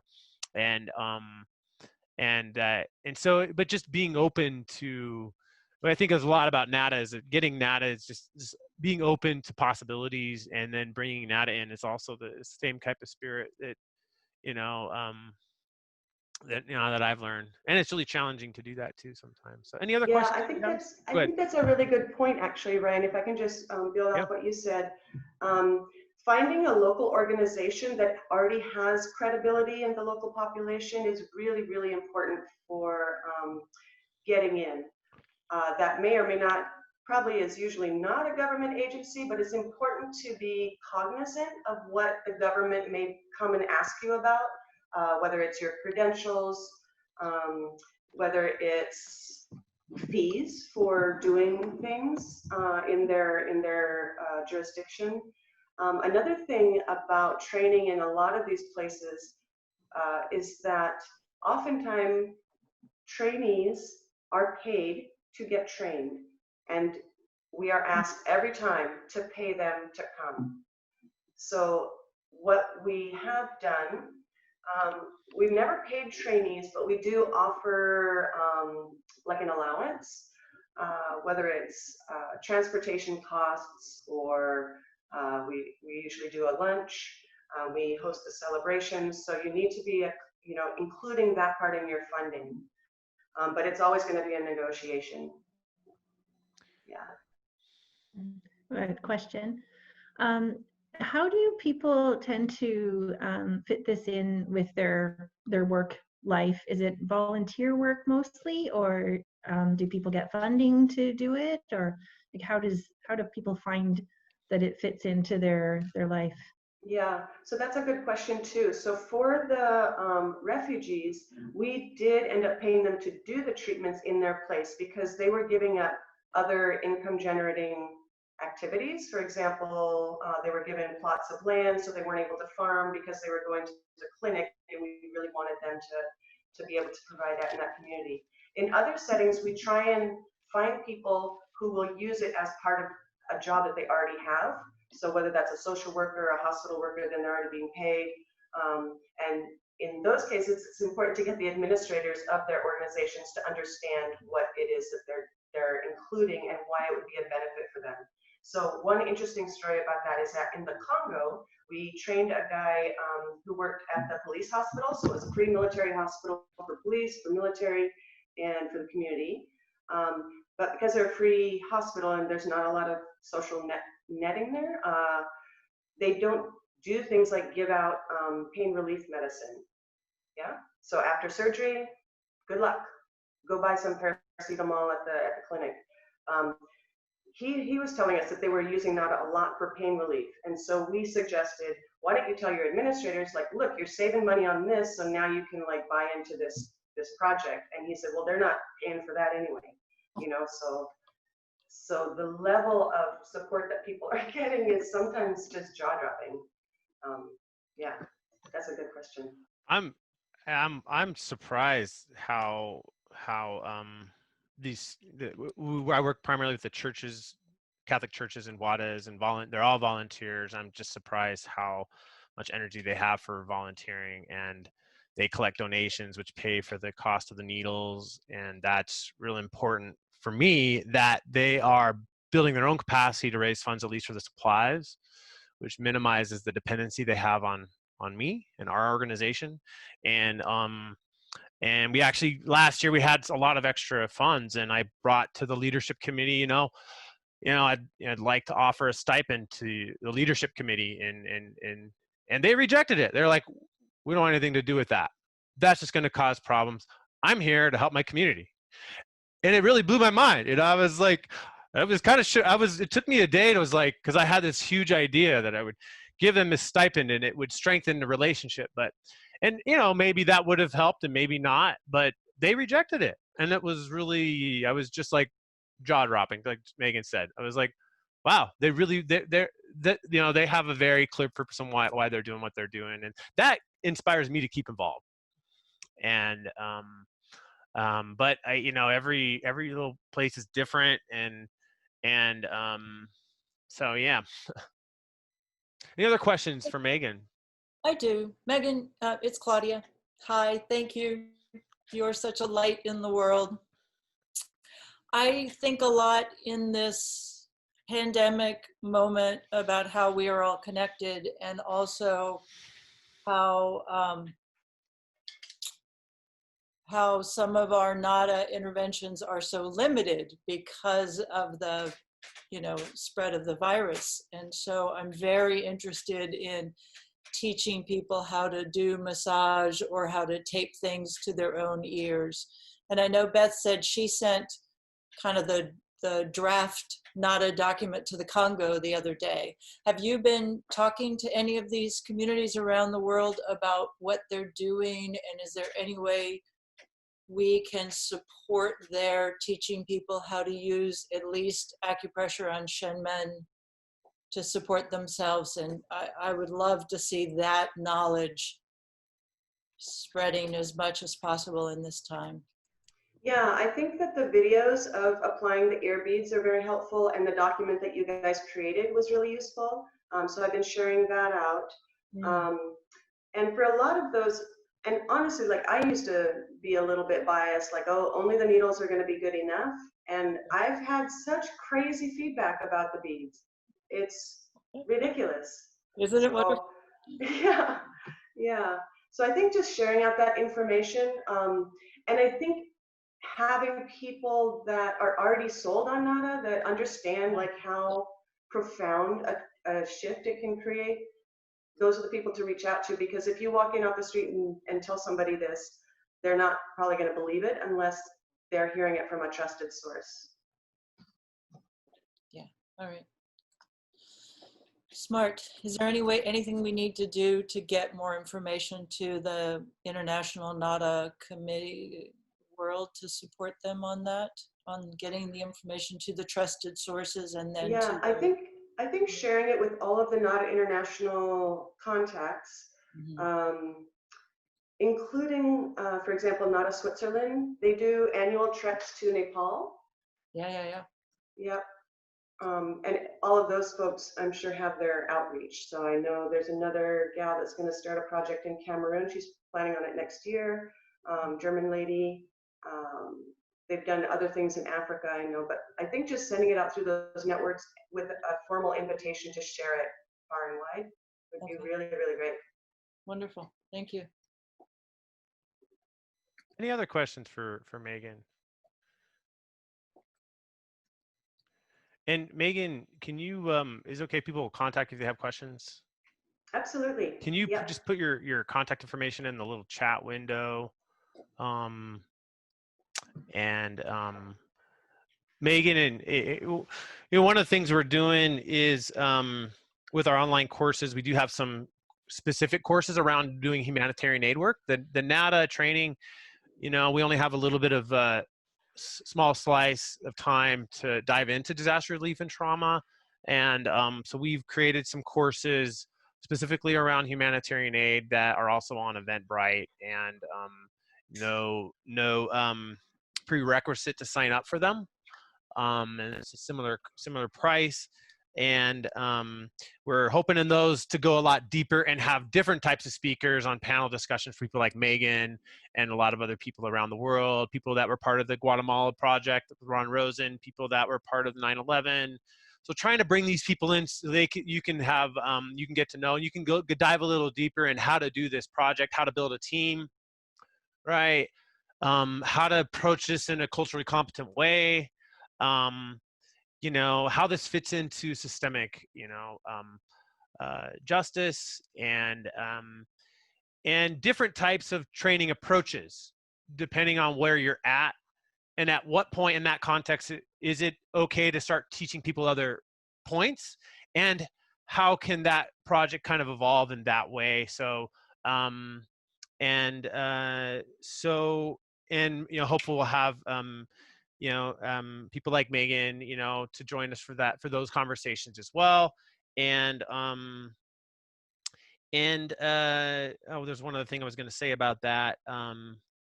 And out of those humanitarian aid specific courses, our goal is to create a mentorship network so that you get teamed up with someone like Megan, someone like with, who has the expertise to help you and support you to build the project that you'd like. And maybe if you'd like to be a NADA trainer, how to do trainings in that type of context. So that's one of the goals that we have in the next year in offering online education and mentorship, and just to help you build the project of your dreams, to build a project that's responding to the needs in your community. So yeah. Any last questions for Megan? I know you probably got to get back to work, Megan, but thanks so much for joining us. Any other questions for her? Cool. Awesome. And you're welcome to hang out, Megan, if you'd like, and we'll kind of move forward here. So yeah. Cool, thanks. I'll hang out for another 20 minutes or so. Thanks. Cool. So why don't we, we just talked about doing NADA Iraq pressure. I posted a little video that you can share, and that video is translated into Spanish and Japanese. You can find that. So we're hoping to get it translated into other languages, but it's a real short video, 5-minute video you can share with folks. You can try it yourself to practice doing NADA Iraq pressure, okay? So one of the challenges in doing online NADA training is I can't reach across and needle you. I can't reach across and see how you're needling so we're going to have to wait and do the face-to-face training at a later point. But what we can learn how to do is do some acupressure on these points. So I'm going to unplug my. Can you still hear me? Okay, cool. So what I want you to do is, if you don't have a video on, I encourage you to turn it on, so that if you're having trouble with a point location or something, that I can kind of troubleshoot you. But let's go ahead and get our both hands out, and let's just put our fingers on our ears, okay? And what I want you to do is just to touch every part of your ear, all right? And see how that feels, all right? Try your fingers, your thumbs, the different holes and crevices, and not worrying about where you're at on the ear, without having any needles or beads or seeds, just your fingers and your own intention for your health and wellness. And now take your hands off your ears. What did you experience with that? What are some things you felt? What showed up for you? Relaxing. Energy.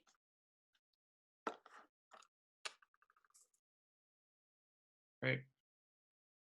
Ears are feeling nice and warm now. Warm, and cold sensations. Those are particularly warm when you're rubbing the ear. So, Ingrid, are you trying to chime in there? Yeah, I think you have to take yourself off mute, Ingrid. There I am. There you go. I just feel the ears feel like they've been massaged. I don't really know how else to describe it. Great. Any other experiences? Not really. Okay. So now what we're going to do is want to put your thumb on the front of your ear and your index finger on the back of your ear. And I want you to go up to the top part of your ear. There's a little notch there we call the triangular fossa. So that's where we're at. Doop. Right there. And thumb in front and index finger in back. And so we're stimulating both sides at that point. And if you're not sure where you're at, hold your ear up to the screen and maybe I can reach across and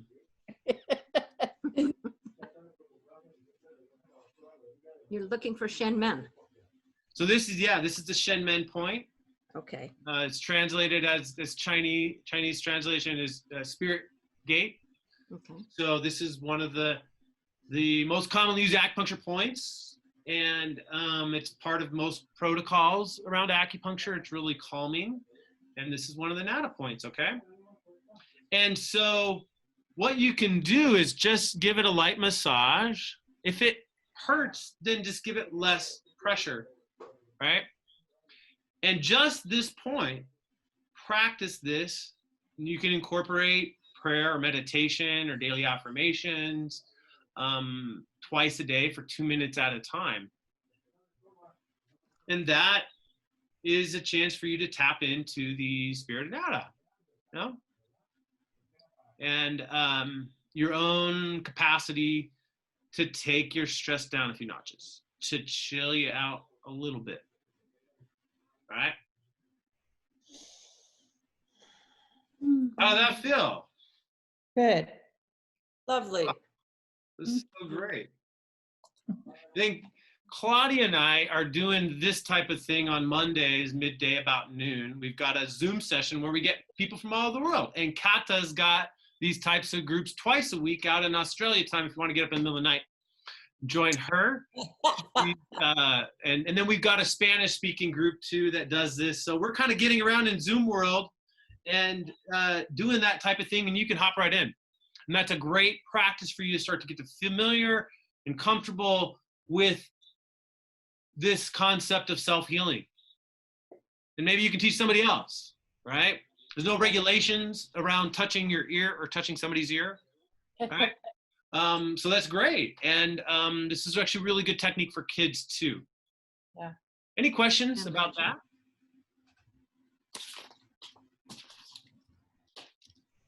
Simple and effective. Go ahead. Can I share a quick story? Yeah, go for it. So we were in a hospital once where there was a boy that was suffering from tetanus, and any sort of physical touching would set him off into incredible pain. So the healthcare practitioners wouldn't let us touch him, but he was there with his grandmother, and we recommended she do this to him, and it was really, really soothing for him. So it was a nice way to be able to help him without, crossing any boundaries. It's a great technique. Yeah, I'm teaching this to people all the time. I got a vet in that community, and he used to come to me for acupuncture. I haven't seen him in 2 months. We'd get together every week, teach him how to do that. He's never used Zoom or anything, so we use his wife's Facebook Messenger video, and it's a lot of fun. I'm surprised that this dude likes it, but he really does. And he's high risk. He's got COPD. He's a smoker. But by doing this, he's reduced his cigarette use. Yeah. If we can bring that cigarette use down, right? Then he's a little bit more resilient. He's going to be more capable of getting through this time, improving his health, making himself a little bit more resilient. I got another, we just did this training in February in Nicaragua, and we trained the last minute. We had this group from this island in the lake, in the middle of Lake Nicaragua, and they're like, let us in. We already had a full class, but we let a few of them in, and one of those women is teaching all of her community how to do this, and she and her husband don't drink anymore by doing nada and the ear acupressure. And so, and it's real simple, you know. You can help people to drink a little less or a lot less, you know, or to bring some awareness to that within them and give them a tool. So ear acupressure, particularly nada ear acupressure, a few things good for: cravings, stress reduction, anxiety, cravings for drugs, for substances, for food even, right?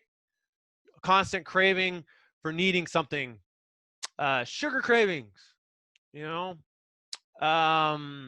Zoom withdrawal cravings, you know, different types of withdrawal from whatever, you know, you're hooked on, whether that's checking your Facebook or whatever. This is a great tool, you know, and it's real simple, it's free, and you can teach people starting right away about that. You know, you don't need to know any theory or go to acupuncture school to be able to do this. And it's one of the most accessible forms of healthcare right now. Right. It's great. We have these workshops for COVID-19 health workers, and we're teaching them how to do this so they can help people that they're working with. And so there's nothing magical. There's no like advanced education that I have other than what I just shared with you. So anyways, so yeah, any questions about the nada ear acupressure before we move on? I just comment. One, I think it's good for my growth front to just go, oh, right, this is powerful. The fact that it's simple in America makes me think it's less than, and it's not. The fact that it's simple does not obviate how incredibly subtle but useful and potentially powerful. Yep. And I think of this point as being about calming, but also about empowering, right? So it has this ability to regulate and adjust, but also to make you calm but strong and resilient. And I can't think of anything I would rather be giving out into the world right now than that message of that we have the ability to be calm and resilient. So I may never do anything else again. Yeah, it's there's a saying in you know, I think it's in well, it's a quote. I just remember it was some sort of, you know, quote by a ancient Chinese medicine master. I don't remember his name. It was just hanging on the wall of my school at OCOM. I went to the same school as Claudia and Megan, and it was just hanging on the wall there. And I just got out of a class with Roger Lohr where he was talking about this same concept, and I went and I read it, and it said, you know, even though the 10,000 illnesses are trying to attack you, you stay calm, you will not get sick. So, so something to, you know, be mindful of. Staying calm is you know, has huge, we know that has huge impacts on stress, on immune health, and addictions. You know, the more stressed out people are, the more drugs they're going to use. The more stressed out people, the more likely they're going to be in catching COVID-19 and maybe dying. So, so yeah, any small little thing is great. That's all nada is just a small added component to this. So Claudia, you were going to join us at 4:15, but you're here right now, right? So I was thinking about just jumping right over to the research. Is that okay? All right. I'm gonna just pull up this little slideshow, and I got this slideshow. This is one of the slideshows also that you have access to, and so yeah, let's dive into research. Let's wonk out. I'm not a researcher, and I'm not a researcher at all, but see, hold on, got a question from somebody. Oh, okay. Yeah, so in one of the articles that Claudia just posted there is also in your readings, and Claudia's done, you know, a lot of research on NADA, and so Claudia, share a little bit about, I guess, if you could just give a little introduction to yourself and who you are and how you got into this, and why research is so important to you, and why you have taken such an interest in research on the NADA protocol. Hi, everybody. My name is Claudia Voyles. And then I always want to say, and I'm a grateful, recovering, codependent, food addict, etc. And I am blessed to have come to NADA in 1991 and have it profoundly changed my life, both professionally and personally. And so I was a behavioral health provider before that. And I like to say I come from many generations of addicts and alcoholics who weren't in recovery. And that trained me and gave me a lot of sort of urgency in being a behavioral health provider.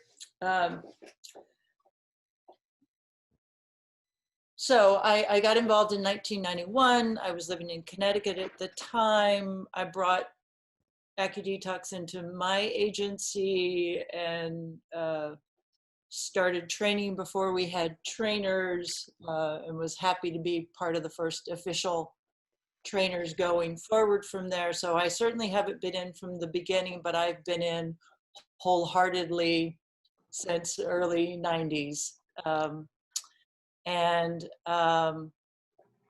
Like Ryan, my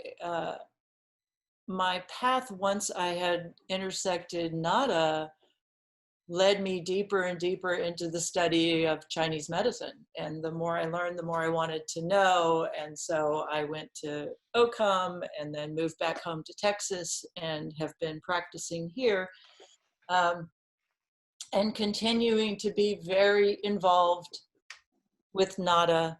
And I suspect I always will be. Like, this is my family, this is my home, these are my roots. I was telling someone this week that I know it's completely anthropomorphizing, but I think of these 5 points as like my oldest and best acupuncture friends. So this will always be home base for me. And the NADA protocol is not the 5 needles. It is our style of using this and the ideas to engage with people, to help them help themselves and their communities. And I love that. I don't think of myself as a NADA researcher. When I first started doing trainings, I trained with 2 other people, and we would kind of arm wrestle for who did not have to talk about research and who did not have to talk about Chinese medicine, because it was so hard for us.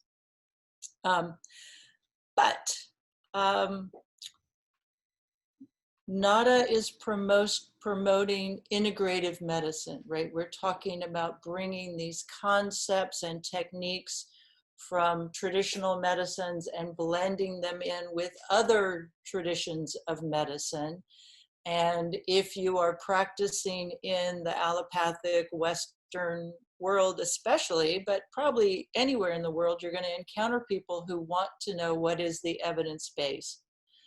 And they want to know what is the research that's available. And so if you're going to be a NADA advocate, whether you're going to be a NADA practitioner or not, you need to be prepared to talk about it, in my mind. And so has been my passion for looking into research. And Libby Stout, who has done a lot of NADA research, invited me to write a review article with her. Substance Abuse Journal had asked her for an article about I don't know what they asked for. Or they asked for current perspectives, and instead we wrote a whole review that talked about the history of NADA and the history of research related to NADA and our guidelines about what we thought would be good directions going forward, and they bought it. So that's the, Ryan said it's in your Dropbox, and that's the link. The only research that I have directly done is that in my own schooling, I had to do a research project, and so I did a needs assessment about our training needs. And so that was a helpful way of getting out of me just saying, oh, well, this is what everybody needs to know, and into what do trainees think they need to know, what do trainers think we need to put into our training, how can we make it better? And one of the requests has always been for more online tools. So here we are exploring how to expand that in the NADA training world. And one, for me, happy thing is that that article got accepted for publication last week. So another, I know, thanks, Megan. Yeah, it was like, oh, how fun. I can't brag to my mom anymore, so I have to brag to you guys. So I think it's important to talk about NADA in the context of the Western research framework, still understanding that we don't fit very well into the Western research framework, and that we have a wealth of anecdotal information and qualitative information coming from clinical practice. But the big take home from research is, from the research discussion, is that the research is actually mixed. There's not a lot of good, solid, big, random controlled trials about NADA that you can lean to that a Western medical doctor would say, oh, this is good, solid research. But there's some that is important research and telling research. And so I think there is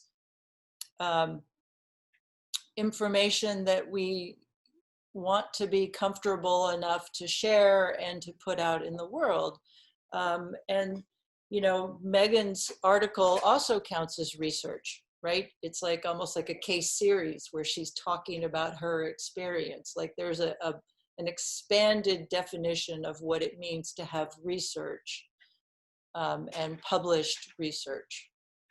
So I haven't seen your slide set, so I don't know how helpful that was.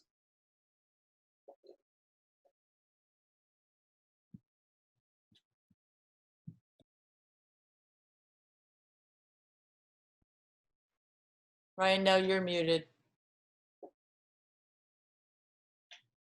Ah, there it goes. Okay, I'm searching for the PowerPoint. Do you all see the PowerPoint on the screen?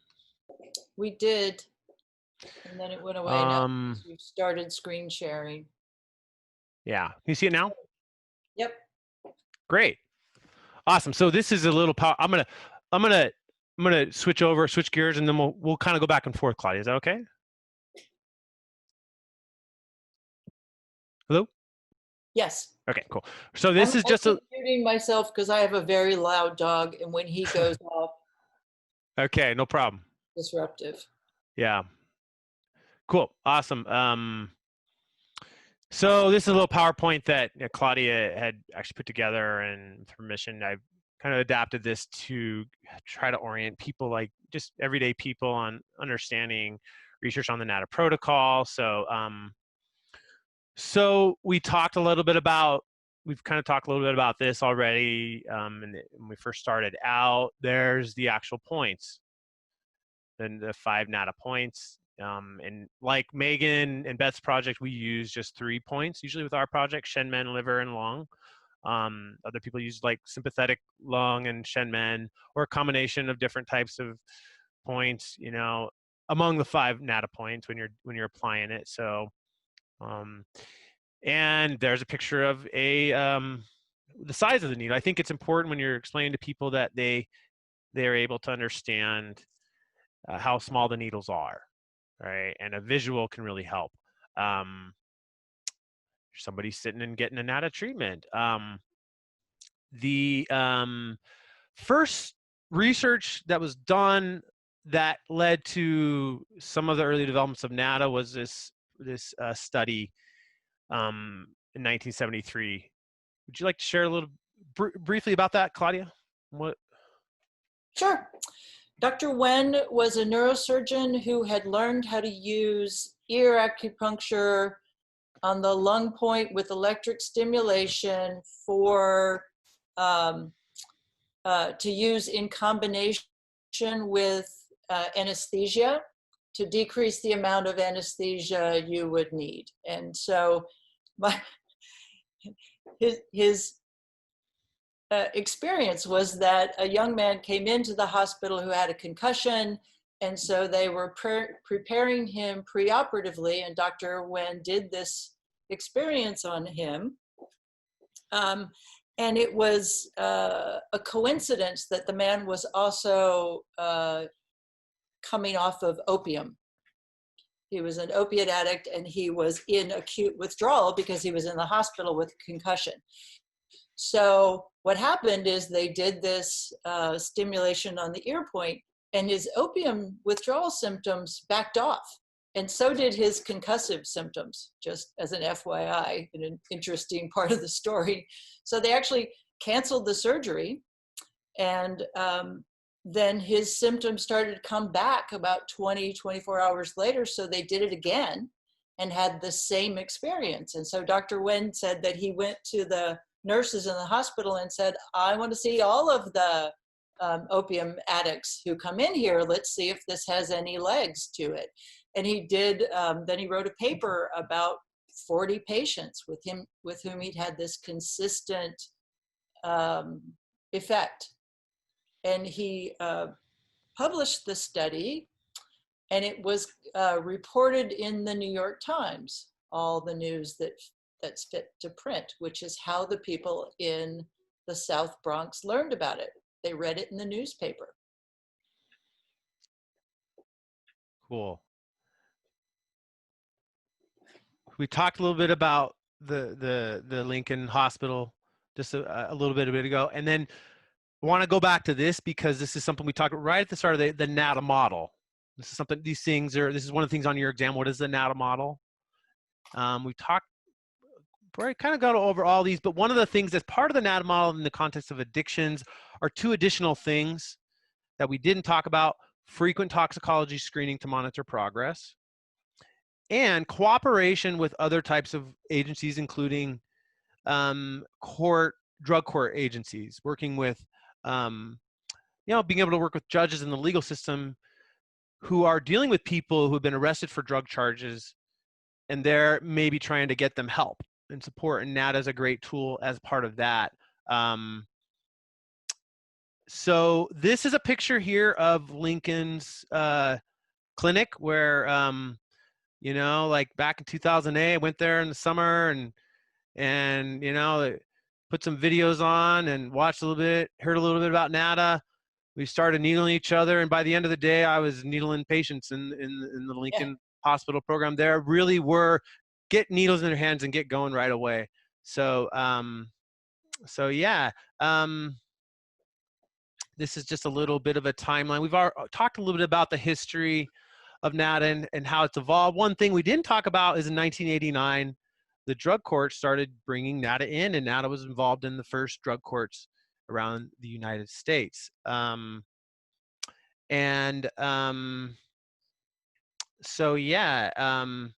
text is a lot. We're hoping to put together an advocacy-based online course just about advocacy to bring people in that were part of the 1995 epic AccuDetox law change, where the NADA activists sued the acupuncture board, and in their favor were allowed to. Ryan, they sued the state of Texas. Yeah. So it was the acupuncture board. They went and sued the state.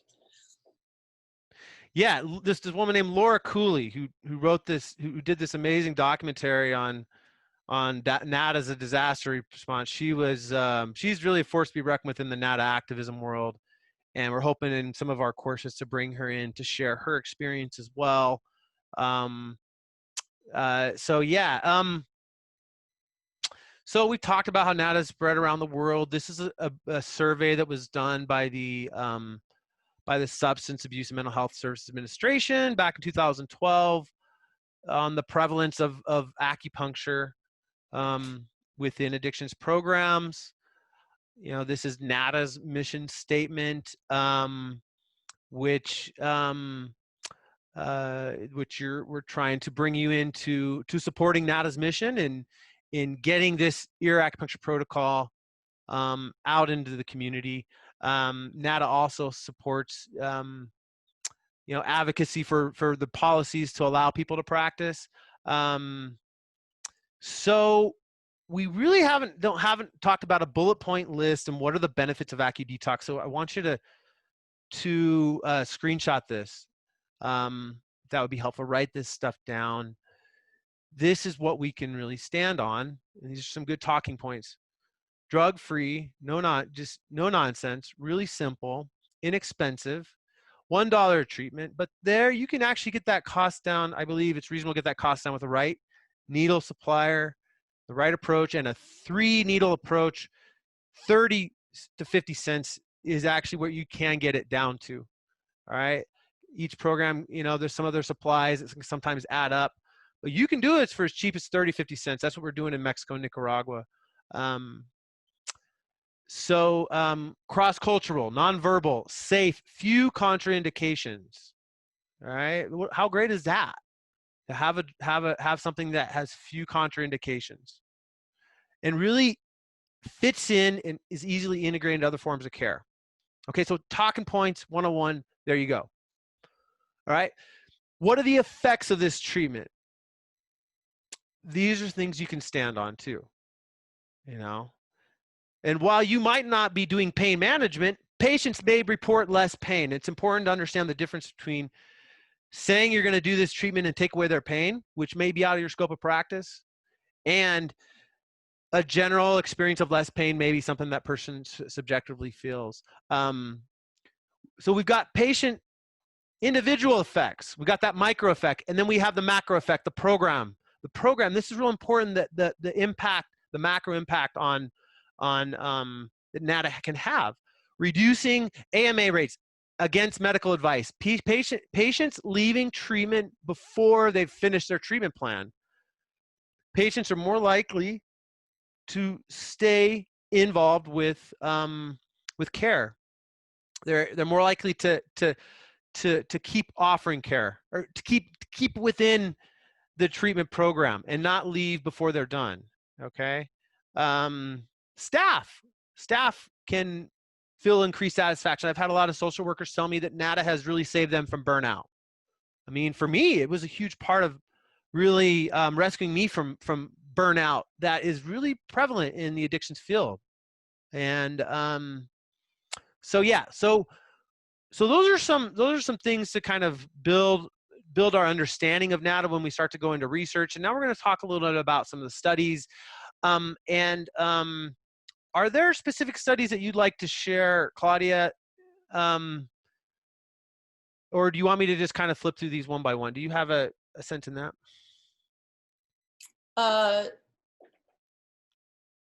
think just go ahead and flip through and I'll jump in. I usually think beforehand that we have to sort of distinguish between research, which is a very controlled, formal Western scientific method, and just outcomes, right? Any program can say, hey, I treated 50 people and they did great.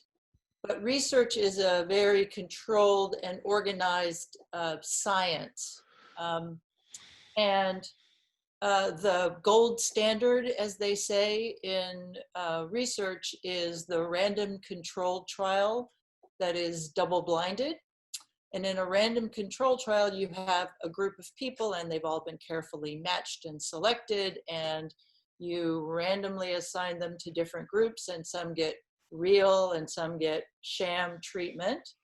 and then you compare results. And double blind is where nobody knows who's getting real or sham. So, Can so you- can I pause it right now? Because I want to make sure we, what Oh. is sham acupuncture? What are we talking about here? Well, that's the thing. Sham in this model was developed for testing medication. So sham was usually a sugar pill, which is funny because sugar is not really inert. That's what we usually compare pills to. Sham acupuncture is a really odd concept because anytime you put an acupuncture needle in someone, it has an effect. And, you know, we were having you rub on your ears and we weren't talking about it being a tiny place. We were talking about it being a zone. So there have been a lot of people trying to figure out what might be the best kind of sham acupuncture. And so you'll see as we go through some of these studies that they've tried various versions of sham acupuncture, putting a needle in a place that isn't the preferred place. Yeah. And they've come up with little devices, not for ears, but for full body parts where it looks like you're putting a needle in, but you're not actually putting a needle in, but you're still stimulating the surface. So the general conclusion that I've come to is that sham is not the best way to test whether or not acupuncture and NADA protocol is effective or not. Like you're not going to get as much difference between a group that got real NADA and sham NADA as you would real NADA and usual care without NADA. So you test the group that's getting all of your usual interventions with and the ones that are getting all the usual interventions without. So there's some complications in trying to apply the random control trial methodology to the NADA protocol. And the double blind, I've only seen one acupuncture study ever that tried to do that, and it was pretty weak. The person putting in the needle knows what they're doing. So. Cool. So thanks for that. That's, I mean, one of the questions on your exam is what are the limitations of placebo sham acupuncture? And so we're kind of zooming in there, getting a little bit ahead of ourselves on the slides, but just I think it's real important to think, and for me, like a lot of it has to do with answering the question is there any such thing as an inert point on the body? Is there an inactive point on the body? And are there parts of the body that are just non-responsive? My experience, every part of the body is responsive. It's all alive. It's all one living organism. And so anything you do to any part of the body can have an impact. And so yeah, but some of the early studies on NADA use this type of sham, right? Like this, didn't the Bullock study use sham acupuncture? It did. Yeah. So here's the other part about what's considered good research is how well it is designed, how large the group is, and whether or not it got published in a peer-reviewed journal where other experts have read it, commented on it, and said, yes, we believe this is accurate research. And ideally that it's been replicated. So what was cool about this study in 1989 is that it was a replication of a study that they did 2 years ahead of time, and it was published in The Lancet, which is the British journal that's equivalent to the Journal of the American Medical Association. It's like top line of what's considered in the medical world to be legit publication. It's like the Guardian of journalism over there, so yeah. So they did do sham in this study. It was in basically an alcoholics, like sober living dorm in Hennepin County. And these were the hardcore alcoholics who'd been in and out of treatment a bunch of times. So they had people getting NADA protocol, and then they had a sham that was just a couple of centimeters away from the active point. But they still found a big difference. The people who got not a protocol were statistically significantly more likely to have stopped drinking and feel like they were, able to complete the program. 21 of them, more than half of them, as compared to only one in the control group, the one that got the sham acupuncture. And really was still having effect 6 months later. One of the strengths of this particular study is that they did a follow-up and found that the people who'd gotten the sham acupuncture were 6 months later, they were more likely to be saying they wanted to drink, and they were twice as likely to have been readmitted back into the system. So they were saying they wanted to drink, or they'd actually been drinking to the level that they were back into detox or treatment again. So we've got this is one of the early studies. This is really foundational for building this huge research project over the next decade into the 90s, when there was also more funding for addictions care, and the acupuncture profession was getting its feet under the ground, and heading into the 90s. There was, over the next decade, NADA, a lot of people involved in NADA were able to start to build this evidence base, and there was a lot of really progress made. So fast forward, and here we go to 2000, when this is another huge step and a successful, I think, well, what I learned, this is also a huge leap forward, right? Claudia, can you share a little bit about this study in 2000? Sure. This study was at Yale University in a partnership between Yale and a state-run treatment program that was methadone maintenance. And they were looking at the patients who were about to be discharged from treatment because they were compliant with their methadone, but they were abusing cocaine. And so this time they did the NADA, kind of like we often do it in treatment, where it's 3 to 5 points of the NADA points. And then they had done a preliminary study to try to find the least active sham points. And they did points up around here on the ear. So they were sort of in a separate location. And then they had another control group that just watched relaxation videos. And they compared the 3 groups. Do you have the next slide? Yeah, The outcomes? I do. There we go. And they found that the people who got the real acupuncture were significantly more likely to have reduced or stopped their cocaine use than the people who got the fake acupuncture or who just watched videos. And so they were more likely to stay in treatment too, which was really important. So it was like a yay, and it came out of Yale University, so it had also a lot of like gravitas and weight. So this was like a really, again, another powerful statement, and we in the NADA world were all very excited about this.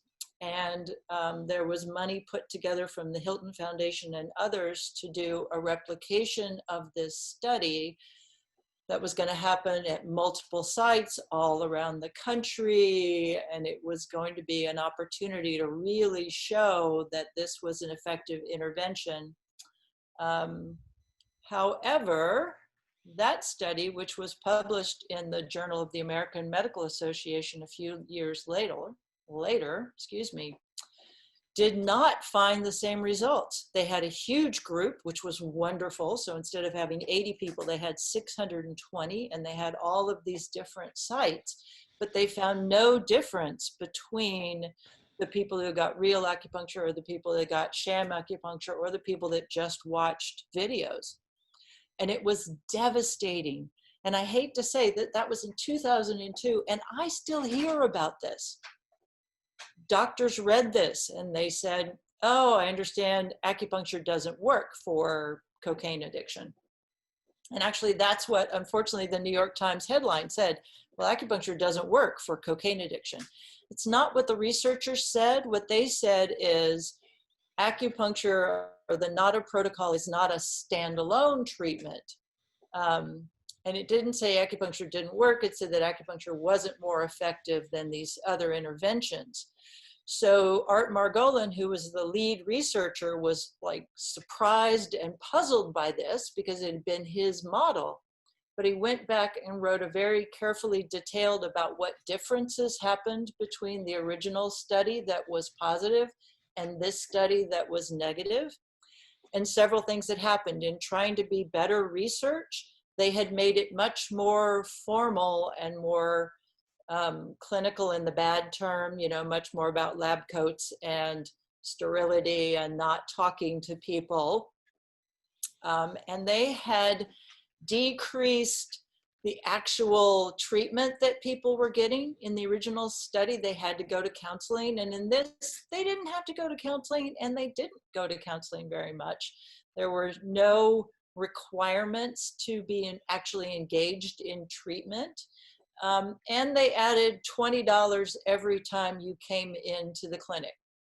And in Oh my gosh, I thought it was 2000 just 10, but 20. I think it was So 20. we got just want to make sure I get this straight. We got these, so we got cocaine addicts coming in, put them in a little room, person walks in, puts the needles in, give them $20, send them on their way without really engaging with them about encouraging them to even engage in counseling. Is that right? That is correct. And Woo! $20 would buy a lot of crack cocaine. Man, in that sounds like a deal, man. It was a deal. And so what Art Margolin said was, oh, well, what we've just proved is that NADA is not a standalone treatment for cocaine addiction. By itself, it is not enough. Just putting some needles in ears will not help. It's only going to work if it's in conjunction with real interventions and care. But that study, do we have access to the follow-up? Kata, I do. So we can get that to you. But that study wasn't published in a fancy journal.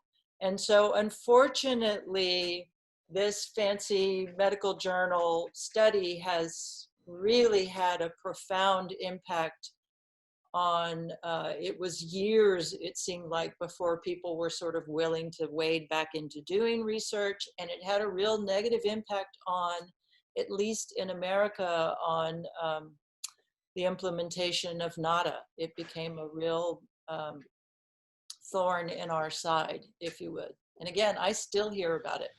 The good news is that over time, the relevance of any research fades away, because in the Western research world, as opposed to the ancient traditional medicine world, it's only real if it's recent. And so this is beginning to fade, especially as we are amassing more and more small trials, but still relevant and useful trials that show that when actual using the needles as the NADA protocol, there is benefit and effect. So this is, we've been kind of talking a lot about these double-blind, randomized or single-blinded trials comparing the NADA protocol versus random acupuncture points, and we, you know, that kind of fell flat on its face. And then, so what I want to do is just switch gears and touch base a little bit about research that I have learned, you know, through learning from people like Claudia and other people in the NADA world, is different types of research models that may be a better approach. And I would encourage you all to look at these as for getting a real solid grasp on what is NADA doing. So this study here by Schwartz in 1999 was a really different approach, where they did a retrospective chart review of patients who had been in and out of detox programs in hospitals in the Boston area. And they wrote a look at which patients got the NADA protocol at some point along the way. And the results were pretty amazing. You want to share a little bit more about this, Claudia? Well, yeah, what was sort of amazing about it was, look at the size. 8,000 clients, and they had access to everybody who was in the Boston area in these public funded programs. And it wasn't, like a trial going forward. It was just a look back. But what they saw was that the clients who were in outpatient treatment getting counseling and detox support and AccuDetox were way less likely to end up back in the system. Twice as, if they were in a short-term residential detox, they were twice as likely to be readmitted into the system. So it's just beautiful in a sort of look back at a whole zone. Now, you could argue that the people that are in residential detox might be more advanced or needing more care and therefore more likely to be readmitted. It's just sort of a statement about what they saw. But it's really lovely that what they saw was the people who got outpatient, which is less expensive, less disruptive to someone's life, with AccuDetox, also cheaper, actually had this big, big, big effect, not just on the individual's lives, but on the system. And what was the cost? Do you remember the cost savings that this amounted to? Like what financially? What's the currency that was saved? Being in the article, I can tell you that in the world's tiniest print, this is actually in your manual. Yeah. So. And this is, so we've got this, I've got the actual study, which I sent you last night, this actual study I sent to you, and then in the NATA training resource manual, this is also included there. And if you're having trouble finding any of these studies in the library that I've set up for you, you can just email me or Claudia and we can point you in the right direction, okay? Yes, so Kata, that answers your question. So yeah. And so, yeah, so another study that was kind of similar to this was another really more recent one. And, in this here, we can see that the cost savings was a few grand in this system with 44 patients, $2,000 was the difference. You want to share a little bit about this study? Yeah. This is my favorite thing to give to administrators and programs. So if I am trying to encourage a program to consider, like as an advocacy tool, to consider acupuncture, or talking to the medical directors or talking to people in systems, I give them this research because it does several things. One, it was Kaiser Permanente, which has, a name, a reputation in the world, and they were looking at their own clinic. And it's not a very big study, but they looked at people who got usual care and people who got usual care with AccuDetox. And what they found was all the stuff that we've been telling you, that people were more likely to complete treatment if they got AccuDetox, and like a lot more likely. And they were more likely to be clean. And they were using the more intensive levels of the system less often. So they didn't have to go to the psychiatric hospital for a couple of days, and they, they weren't putting extra costs on the system. So the AccuDetox program was effective. And then they looked at the money. And so the AccuDetox program was actually less expensive to run than just doing standard care. And this was at Kaiser Permanente in California. So the other significant thing about this is that to do this AccuDetox, they had to have licensed acupuncturists, because California is a state that doesn't let anybody but licensed acupuncturists or physicians do AccuDetox or any kind of acupuncture. So they had to hire acupuncturists, and they had to pay for training of acupuncturists in order to get going, because they were adding a new service in. And so if you don't just read the abstract, you read the whole article, you find that they say they saved, more than $2,000 the first year, but they anticipated that because there were startup costs, that it would be way less expensive going forward.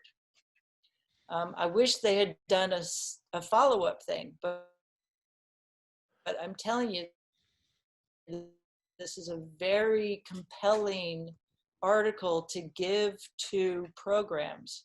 And, it's one of those tools. Like when I'm trying to show them a treatment if I can, or let somebody who's had a treatment talk, so it's not just me. And the second thing I'll try to do is get them some literature, so it's not just me. This one was in the Medical Acupuncture Journal. That medical acupuncture is the term for physicians who are trained as full body acupuncturists. And so you can't just go and download it. It's not available for free, but I've got it. It's in our library. If you're having trouble finding this, in the Dropbox library, let me know. So yeah. So that's one you definitely want to copy. Yeah. You can't just give somebody a link to it. You want to have a copy so you can get it to them. Awesome. So I want to so we've talked about two different types of studies, these randomized controlled trials, which we've talked about their limitations in doing this whole sham placebo acupuncture. And then these past two studies are a little bit more of a cost effectiveness, comparing, program completion rates with people that get NADA versus people that don't get NADA. And how often they're going back into the system, going back into hospitals, going back into psych hospitals, and the cost savings, how that saves programs money. And so how it helps the program in a lot of different ways to have that when patients are completing care. One of the important things with people with addictions is that in the first year of somebody in recovery, one of the main guiding treatment principles is to keep them engaged in care for a year. So NADA functions in that way as a way to keep people engaged, give them something else than this other stuff that they may be getting bored with or may be becoming less effective. So the more different things that person can do for their wellness and their stress management in the first year and keeping them engaged and not dropping out, that's a huge key to success, and so I want you to remember that. But going back to the question about can we do sham acupuncture, I want to go to this this study that Howard Moffett, he was able to do a systematic review of all placebo-controlled trials, and what he was able to show is that there's not a lot of research that shows that one point is more effective than the other point on the body. And it begs the question is how important is point location? And there was a lot of controversy that came out of this. It's very controversial. Not a lot of people don't like this. A lot of acupuncturists have a hard time swallowing this, that we've learned a lot of points. We've learned 365 points. And there's no research that shows that one point's better than the other. And so what do we do with that? And how do we think about that? And this is a little snippet from an editorial that he wrote in response to the controversy around this. And I think it's a great quote to remember and to keep in your back pocket. And so I'm just going to go ahead and read it. If acupuncture is as complex as surgery is complex, then it is unnecessarily so. In other words, acupuncture and the NADA protocol is not brain surgery. It's not as invasive, right? It's not as complex. And so if needle placement's not important, then, and he says so in a somewhat sarcastic tone here, then if needle placement is not important, then the simplest approach should be adopted, the NADA protocol. So there is a case in all this to show that of all acupuncture techniques, there's a place for protocols. And my personal belief is that point location is less important in general. And everybody's got their own opinion on that. But you know, as a community acupuncturist, I do a lot of protocols. So so yeah, but it's not something maybe you want to wave this banner around all the time when you're promoting NADA. Well, point location doesn't matter, but there is a place for protocols. So, do you have anything to add to that, Claudia?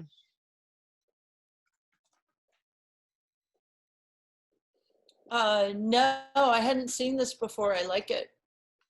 I think Mike used to say that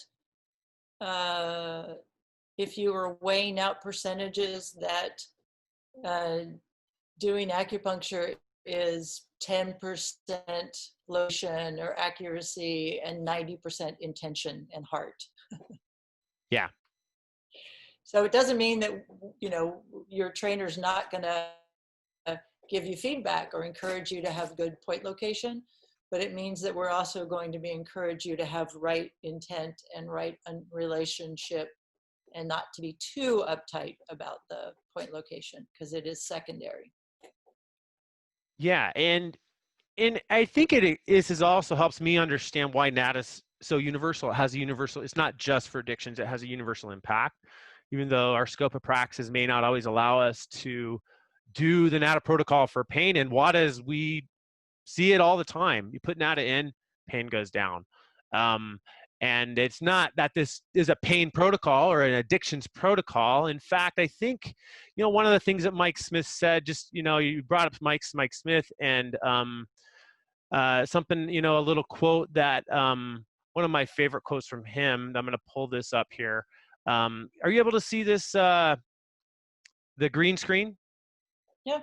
Okay, great. Yeah, so this is a little quote from that I heard Mike say. And I think it's important message also to take away from the research conversation. And that it's a message, he always talked about NADA as a message. It's a message to the most basic part of the person. It's not a message about disease. It's not a message about addiction. It's a message that says that you're alive, that you've been alive. And this is something that really drives home to me. This is definitely my experience in practice receiving acupuncture, and also offering it and training people. So yeah, just to sum up our research discussion, and you will have all these this slideshows too. And this is the growing consensus is that we really should be phasing out these types of placebo-based acupuncture trials. There's a lot of people that point to this, you know, including the U.S. Department of Justice, which has been able to, you know, support different types of NADA programs through the drug court system. And I think the big take home is that like we started out with this whole conversation today, NADA is not meant, not designed, shouldn't be used as an isolated function within an addictions care or psychiatric care. The research shows that, and it's never intended how it should, it's never been the intention of how it should be. So, and so it should be researched as such too. So if you have anything to add, Claudia, or does anybody have any questions? I have a couple of points to add. I do think it helps for you to have some familiarity. It's always okay to say, I don't know, let me look it up and get back to you, because people will say, is there any research about that? But there are studies, and some of them are helpful just in the way of saying, oh yes, there is a study where they treated homeless vets. Okay, good. So we know that we can treat veterans. We know we can treat homeless populations. There's a study for treating pregnancy. There's a study using a bead on Shenmen, that point you guys already know, for post-cesarean women, where not only did the women say they felt better, but they got out of the hospital sooner and their cortisol levels went down. Like, there's just a lot of cool information out there in the research world and that you can point people to. Kenny Carter, one of our former NADA presidents, has recently published a study of doing reverse shemen, that backside where your finger was, putting a bead on nurses in ERs and psychiatric hospitals, and just having that bead there for 6 weeks, they had statistically significant changes in their sense of burnout, in their stress, in their anxiety. So being able to say that, then if you know, you don't have to know all the research, but you need to be able to talk confidently about it.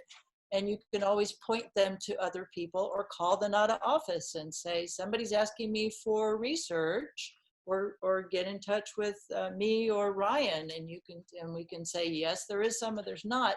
There's a cool study that came out in recent years with rats. Usually in the Western research world, you know, things like bubble up from the Petri dish and the test tube to animal models and then to humans. Well, this is like an intervention that's been used with humans, but this wonderful researcher did all these studies with rats doing the NADA protocol with tiny little needles on them. And so they confirmed that NADA in rats, where placebo is not really an issue, you know, they're not able to have a thought one way or the other about it, but they were showing some of the same things in terms of response to pain and all that. But they were also showing that when they did give them opiates, they worked better, faster, and they didn't develop tolerance to them. So to me, it was like, oh my gosh, from that, I learned that maybe there's this whole other application of NADA where we could be able to use opiates appropriately post-surgery without someone being at risk of developing dependence to them or the addictive properties. So anyway, there's cool stuff in the research world, and I encourage you as NADA family members to not be scared of it, and to not, you know, and to be willing to ask and ask for guidance, interpretation, or whatever. And if you want to do research, if you're working with somebody and you say, oh, we got to do some research on this before we want to do a pilot design study. We got to collect some outcomes before we can roll this out, you know. So how do you do that? And well, they're like, well, we want to do this type of research with the type of population. Cool. Get a hold of somebody within the NADA and find out who's done that type of study, so you don't have to reinvent the wheel. You know, get support. You know, I'm not a researcher, and in Juarez, we went and we just collected, had students that are doing the NADA protocol collect a little notebook. On that notebook, people just were invited to write their experience, and we collected over 200 of those. Right. And we had a little IRB review through my school, and we had about 8 acupuncture students helping out. Collected all these ragtag notebooks from Ciudad Juarez and trafficked them across the border and funneled them up to the school, and we did a little qualitative study, and the results were great. And these students hold these notebooks up all the time when their priest comes in and is like, what are you doing this NADA? What is this all about? Is this witchcraft? They're like, no, here's your parishioners. Look at this. I felt close to God. I felt more peaceful. I felt relaxed. You know, I had this moment of clarity. You know, I had less pain. So, and that's, you know, that's not like maybe going to get published in JAMA, but it's building the evidence base on the ground level, because a priest in Juarez doesn't care about what JAMA says about NADA. He wants to know, how is this helping my community? You know, how is this safe? Is this going to cause me a headache? or is this going to help me? And now these priests are coming to these folks and getting NADA. They're knocking on their doors and getting NADA from these folks, from these little notebooks with scribbled notes. And so, you know, so there's a lot of potential, you know, and how did I do all that? Well, I just asked for help. You know, how do we set that up? I just asked for help. You know, and that's what NADA is about. In my experience, is teaching people how to ask for help. You know, I have a hard time asking for help, but when I do, then, my project grows. I grow too. And it's easy to get lost in the weeds of academia and trying to prove your point, but there's a lot of support to help you build the right case. If you build the right case in the right way, you're setting your program up for better success. So thank you, Claudia, for posting the link to that article. That's one I don't have in the library yet. But you don't need a PubMed subscription. All you need is call the NATA office. As a NATA member, you get access to a huge number of old studies, new studies, and everything in between. So any other last questions on the research end for anybody has, and then we'll take a short little break, and then we're going to move into our next segment. So I have a question. I'm curious about the use of seeds or the use of the little balines instead of the needles, if they've done research on that. I've done a lot of auricular therapy, but with the little seeds. I've not used needles before. And I'm just wondering what the difference is. There are studies about seeds. So like the one that I just put there in the chat is a study in 2019. And I think it was gold magnets on reverse Shenmen. I have not seen any studies that compared as a group. Here's the people who got needles. Here's the people who got seeds. Okay. Right. Not that I recall. Not that I recall. Okay. And Claudia, can they reach out to you if you have any other questions for you? Okay. I put Cool. my old school Claudia Voyles at yahoo.com email on there. Okay. Feel free to get a hold of me. I have a telehealth session, so I'm going to be checking out after the break. All right. We're going to take a quick break. I'm going to do a 3-minute break, and then we come back, and we're going to take this all home, okay? Hey, JP. Hey, go ahead and unmute yourself there, brother. Hello, hello. Hey, welcome. Thanks for coming, man. We're just a few minutes behind, but we are plugging along, so. No problem. Yeah, we just had a good discussion on research, and we've covered a lot of base as far as the history of NATA, what the NATA model is, and yeah, we did a little ear acupressure, and this is kind of our intro course, so it's great timing to talk a little bit about the science, the brain science around, or any science around NATA addictions. And so, yeah, I'm looking forward to having you share. Cool. You got any questions for me, JP? No, I don't think so. I was going to show a couple just kind of little slides. Cool. Do you know how to screen share? Yeah. Okay, yeah, cool. Yeah. Awesome, man. Cool. And just to give everybody a little introduction to JP. So, I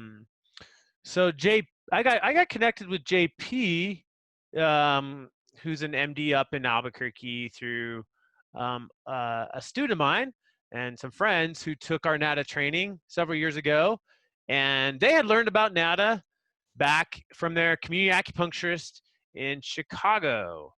And so JP invited me to come and help start a NATA project in Nicaragua, where he's got a community project down there. And so we went last August, and we brought 60,000 needles or something like that, and we smuggled those into Nicaragua, and with all these smuggle them, but we brought them in, and we got these needles in, and we came back again for another training in February, and we've got a whole bunch of students down there doing ear acupressure, and we're continuing to do Zoom-based ear acupressure groups together. So we're still meeting with them, and they're all over Nicaragua, and we're doing workshops with them on Wednesday nights, and it's really been fun to be a really amazing project to be a part of. And what's I love working with other types of teachers because different types of teachers have different skill sets. And Claudia is definitely an expert in research. And throughout our trainings, we're going to have different types of guest speakers who have different specialty and experiences to bring to you. So you don't just have me talking about this amazing work that somebody's doing around the world, but that you get to connect with them directly and get to know them. And then after the training, you can reach out to them as you need. So you got a lot more resources than just me. Usually in a training, you just have me, right? And that's all you have access to. So I brought JP in, wanted him to share about a little bit on the science on acupuncture and trauma and addiction. So JP, I'm gonna let you take the show, man. I'm gonna make you a co-host in case that, just so, yeah. And so yeah. Well, Go great. for it. Thank you very much for having me. Hello, everyone. I guess they're all muted, so I'm not going to wait for a response. Hello. So, as Ryan mentioned, I am a family medicine doctor. I also this year got board certified as a medical acupuncturist. So I have some training specific to acupuncture as well, and I took NATA with Ryan and have run a few workshop down in Nicaragua with him.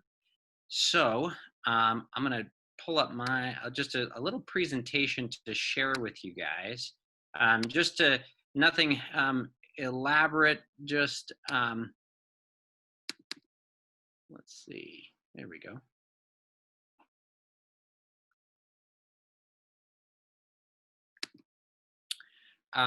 Just to show you guys, when I reference a couple certain things, I think it helps to have a visual picture of it. Okay, so first let's talk a little bit about what acupuncture needles are doing in the body. And so over on the side here, you're going to see a picture of a cell membrane with extracellular space and intracellular space. So acupuncture needles are going to, you can elicit a physiological response from pretty much any tissue in the body. And part of that effect is actually an electrochemical effect, because when you insert a needle into the extracellular space anywhere in the body, you're going to get a shift in the electrons. So you're going to be drawing negative electrons out of the cell, where normally a cell maintains a negative charge inside and then a positive charge outside. And this difference in charge actually allows cells to communicate with each other, perform various types of intercellular functions and signaling. So when you introduce a needle, a metal needle into that system, you're going to disrupt that balance to some degree, and you're going to be pulling anions, negative charge, out of the cell itself. And with tissues like nerve tissues, which function by changing their electrical charge to create a signal across space, you're going to get change in how those nerves function as well. I will mention also there's probably a substantial mechanical effect of the needle as well. Not as much in the ear we're talking about here, because there's just not as much tissue. But when you insert a needle, and they look, when you look under an electron microscope and you insert a needle and you're twisting it and twirling and stimulating it, you can actually wind collagen fibers from your fascial planes in the body around the needle. And so you're really stimulating the fascia, which is the connective tissues that overlie our muscles and are in between all of our tissue. And you're causing an incredible amount of stimulation there of the collagen fibers, which then then activates fibroblasts to go into business and start actually healing and repairing damage. Okay. So this slide here. Can I just pause real quick? I just want to chime in to connect what you're talking about with where we just left off, JP. Yeah. So we we were talking about this sham acupuncture, right? And how do you have placebo acupuncture? And we kind of came to this conclusion, through what we were talking about before, that anywhere you put a needle in the body, there's going to be an impact, right? And needle placement, the point location may not have as much importance as we thought it used to, but where all those decades of researching sham acupuncture, the acupuncture field has kind of not done the work until more recently, and they're starting to do it, but it's for what happens when you put a needle under the skin. We've been chasing this research story of like, what's the fake point and what's the real point, and making that as our proof of whether acupuncture works or doesn't work. And so JP, it's a great segue from where we were, is like, now we're diving into what is actually going on when a needle goes underneath the skin, which is would have maybe done us better decades ago to start down this path. So go ahead, JP. Yeah, and I think there is some research. I know the medical acupuncture community, which is physicians who practice acupuncture, are pretty big on these things, and most of what I'm going to be covering is really looking at acupuncture from a medical, an anatomical standpoint. So Western medicine doctors trying to understand why this works. Or maybe to understanding ways that it could possibly work. And there is some research that shows that traditional acupuncture points probably, for whatever reason, have a bigger effect on nerve stimulation, on fibroblast stimulation than other sham acupuncture points. But like Ryan says, you put a needle in the body and you're gonna cause a lot of the physiologic changes that I'm talking about right now. So nerve modulation. So in this slide, number one, you can see a synapse at a sensory nerve, and movement of ions across that membrane is going to cause that nerve to activate and send a signal further up into the spinal cord.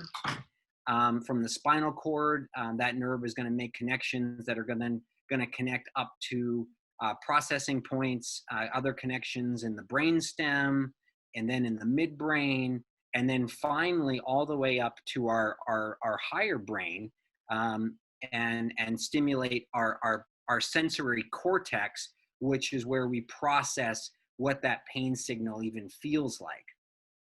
And there's a lot of study work on acupuncture that shows that you are getting inhibitory effects of pain at nearly every level. So you're getting it at the spinal cord level, you're getting it in the brainstem, you're getting it in the midbrain, and there's actually functional MRI studies that show that when you're needling somebody, that the primary sensory cortex, the part of our brain where we process what pain feels like, that there's less activity there because of the needle itself. And that's going to be true, anywhere on the body. This all functions the same way, even if it's on the ear. The other thing I would say about acupuncture when it comes to pain modulation is that acupuncture needles actually cause the release of endogenous opiates in the body. In endogenous opiates, things like endorphin, what's it called? Indicalene, And they function in a similar way to pain medication in decreasing and blunting pain response. So it's unfortunately pretty, once you start getting into neuroanatomy pathways, it gets very complicated very, very quickly. But suffice to say, acupuncture has an inhibitory effect on pain pretty much the entire way up. So now let's talk a little bit about our specific, the innervation of the ear. And so you can see an ear here. The nerve innervation for sensation in the ear, the points that we are using in NADA specifically, so Shenmen and I want to call it simpatico, sympathetic, sympathetic and Shenmen are both innervated by the trigeminal nerve, which is a nerve that provides pain innervation for most of the face. I think the most exciting thing for me as a Western doctor is actually the 3 points on the inside of the ear, the concha. Those are kidney, liver, and lung. Those 3 points are going to stimulate the vagus nerve. And the vagus nerve is, I think, where a lot of the benefit once again, from a neuroscience standpoint, I think stimulation of the vagus nerve is where a lot of the benefits of NADA comes from. The vagus nerve, so incidentally, the vagus nerve controls it controls our sympathetic nervous system. It brings down the heart rate. It functions in regulating digestion.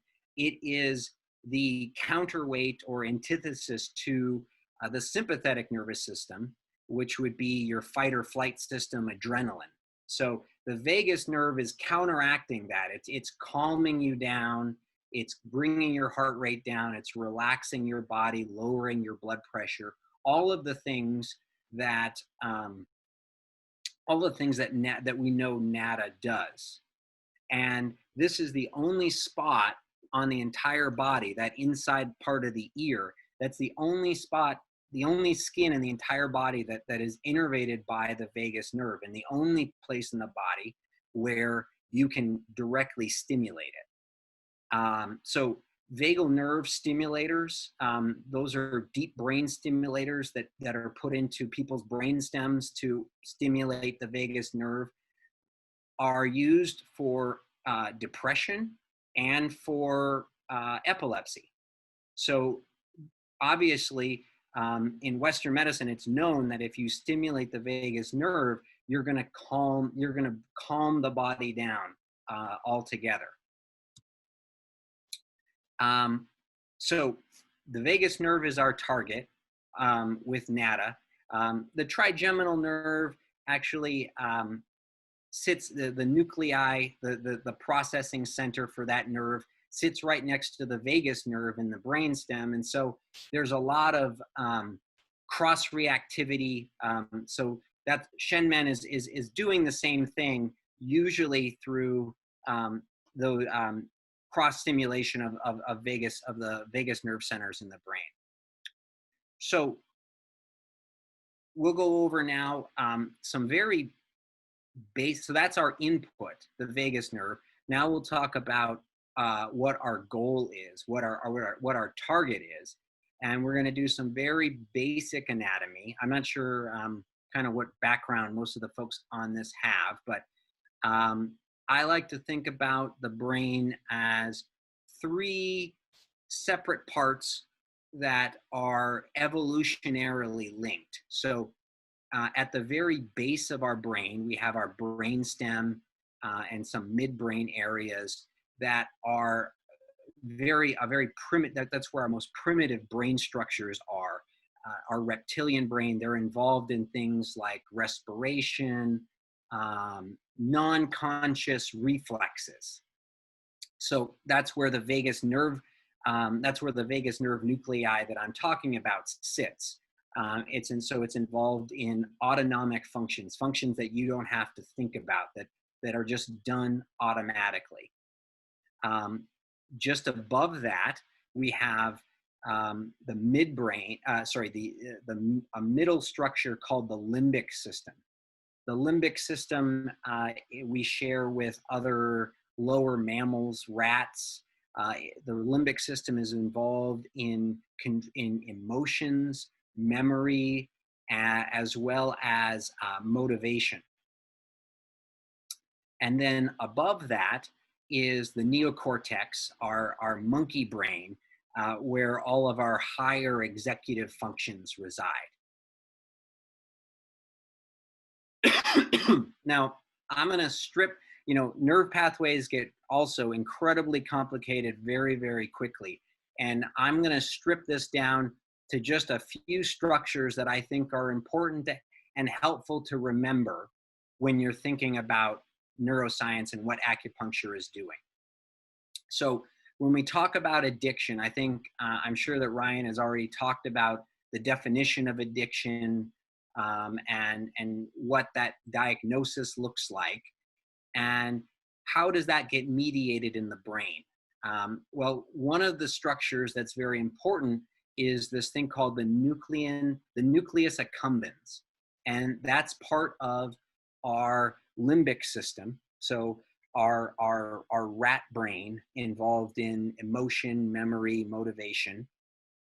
And this is the part of our brain that lights up, specifically, evolutionarily speaking, whenever we have sex or whenever we're eating. So this was, from an evolutionary standpoint, this is what motivated, it lit up and told us having sex is good, it feels good, keep doing it, do it as much as you can, eating is good, eat as much as you can. And those are really important evolutionary triggers. I mean, if you have no desire to eat or procreate as a species, you're not going to continue. So the nucleus accumbens is what lights up in our brains formally when with either sex or food. That has projections into the prefrontal cortex, which is where we figure out in our brains how we're going to have sex, how are we going to find food, how do we get those things that we really, really want.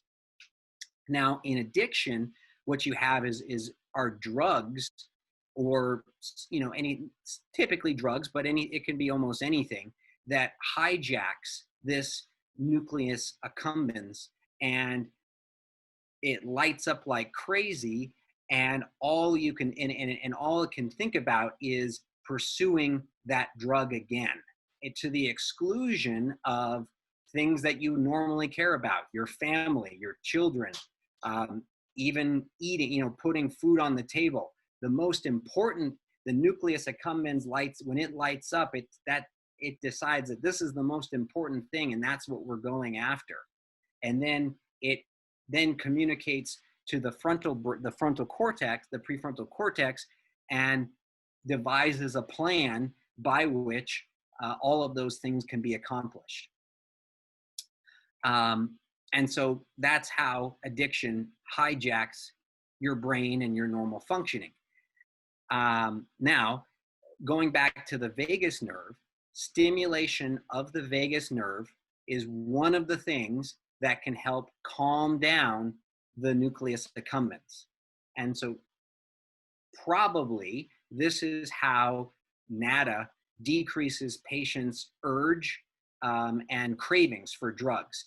It's by the vagus nerve calming down the nucleus accumbens, which is telling the person, we got to go get this drug. We got to go get this drug. The vagus nerve says, relax, calm down. You don't have to do that.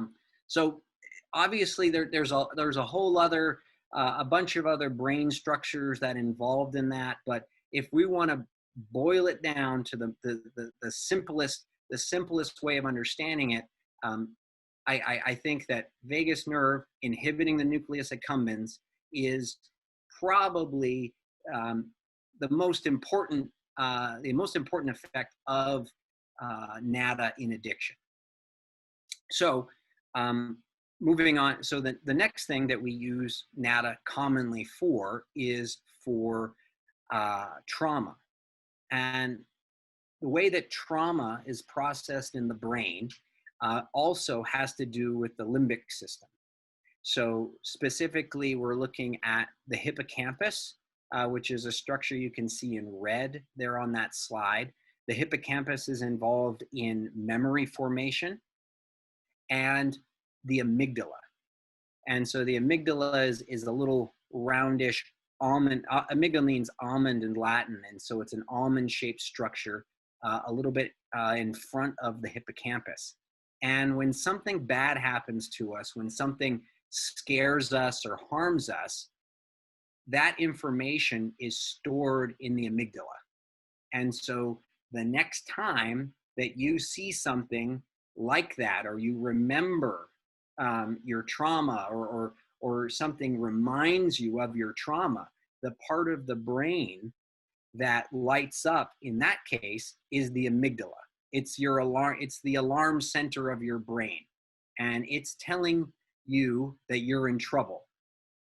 Then the amygdala then stimulates your hypothalamic pituitary adrenal axis and increases your levels of stress hormones. It activates your fight or flight syndrome.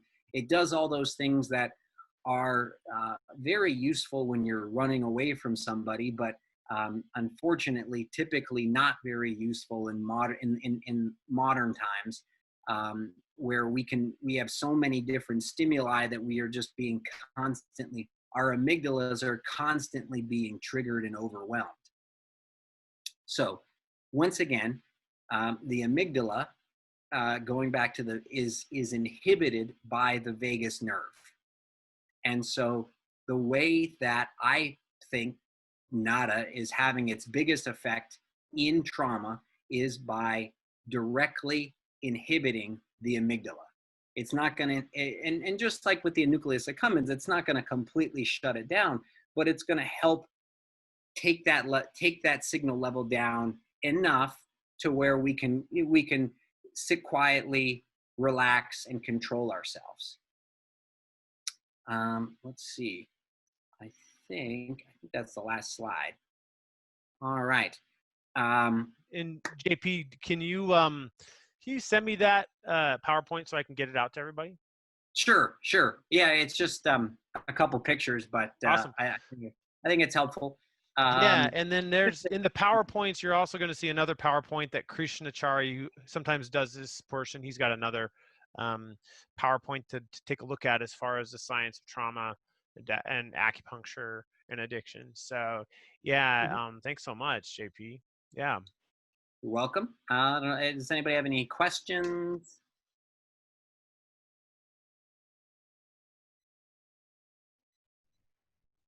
Can you maybe it's okay if people reach out to you if they have questions for you, JP? Oh yeah, definitely.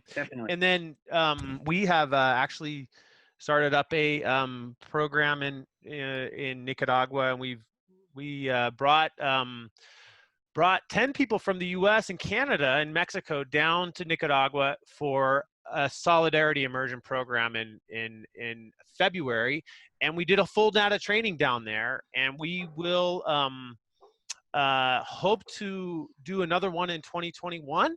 We'll see how it goes, but that's something you all would be welcome to join and do your internship down there. And because the great thing about it is that you go there and you come out with a full NADA training in 1 week down there, and we had a really great experience. JP has a really amazing farm. Demonstration farm on our organic farming practices, and we've got a really cool project that's germinating down in Nicaragua, and now it's growing and lots of flowers all over from all the people doing NADA and community acupuncture. So yeah, I wish we had more time right now. We could, to talk about that. And we only got 15 minutes left, so I want to cinch things up as far as our training today. But feel free to reach out to JP if you have questions about that or about the project down in Nicaragua. But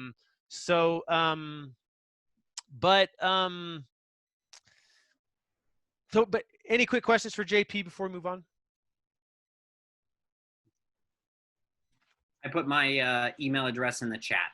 Super. So thanks so much, JP. And then I'm going to do a little slideshow on our project with migrants and refugees. If you want to stick around and chime in on that, that's how I'm going to finish up the day. And I know because JP's also come down and helped out with our project in Juarez. And it's been not your average MD, I would judge. A lot of MDs, aren't as engaged at this type of grassroots level and aren't as interested and genuinely interested in NADA and acupuncture. So this is really special to have you, JP. So thank you so much, man. You're welcome. Thank you very much.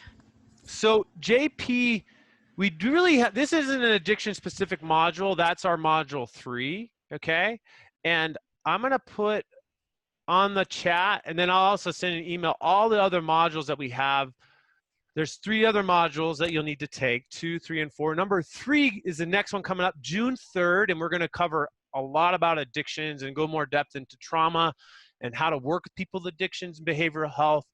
And that's going to be the lens on that. There's a whole bunch of readings too on that too for you. I've already sent those readings to you. And so I hope to have you all on June 3rd. We're going to have some other addiction specialists, people with lots of years in recovery, personal experience, and clinicians and administrators that are going to be joining us for that conversation. So that should be a lot of fun. And that will kind of connect well with JP's kind of dive into the brain, what's going on with the brain with addictions, and how NADA fits into that. That class is going to be more, how do you screen out somebody that may have an addictions problem? How do you work with people at that level? How does NADA fit into that, right? So that's where this is just a little bit more of an intro overview. So I posted those right there with the links to the Eventbrite, and then you'll get some email updates about those as well. But the other thing that you're going to need to do, in addition to getting a face-to-face training where you are getting the practice and you're learning how to needle in person, that's another thing we need to organize. But the other thing is doing your supervised internship. And so one of the places where we get the most of our students do their internship is in Ciudad Juarez with our refugee care program and as part of the churches. So I'm just going to pull that up real quick. Let me see where it's at. Everybody able to see this slideshow here that I'm pulling up? Give me a thumb up. Okay, yes. Cool. So this is our project in Juarez where most of our interns get their internship done. This is where also JP has come down to intern there. Our project there is called Promotores Descalzos, which means barefoot health promoters. And over the past year and a half, we have been offering regular care for refugees sleeping on the bridges, sleeping in shelters, that have been coming to the border as part of the migrant caravan. There are as many as 20,000 migrants in Ciudad Juarez right now. 60,000 migrants have come to the border region to plead for asylum over the past year and a half. And the last figure I heard, 11 of them have actually received asylum. Most of them are getting sent back to Mexico, put on the streets, into shelters, into some very dangerous and uncertain futures after they have spent everything trying to get up here, fleeing places in the world like Africa, Guatemala, Venezuela, fleeing places where there's violence, where there's no work. So, and the great thing about this internship opportunity is that you can probably get your whole internship done in one day. You can get all 40 treatments you'll need to do done in one day. And it's a great experience working with this population. This is the border where I live. There's the border crossing with the Border Patrol agents. and somewhere in that fog and that sky out there, that landscape is the border. You can't really see it from here, but the border dividing El Paso, Texas, and Ciudad Juarez, Mexico. This is the actual wall when you get up close to it. The Rio Grande River, or what's left of a river. And so, yeah. So we've been working in Ciudad Juarez for since 2010. All right, doing lots of work with people affected by violence. And so working with refugees kind of it came right out of that as far as offering NADA for refugees. We are all migrants is a big part of the spirit we bring to our work, that we are all people that at one time or another our roots were in migration too. This is at the refugee shelter where Sister Alicia, who would most likely be your supervisor at one of the 2 shelters where she does regular treatments in shelters have a capacity of up to, one of the shelters has a capacity of 1,000, other 500, and she goes there every week to those 2 shelters and has organized in the past year and a half, over 5,000 treatments for refugees. Here's some of our students. There's a Sister Alicia working with kids. A lot of the people you'd be working on at the refugee shelter are kids.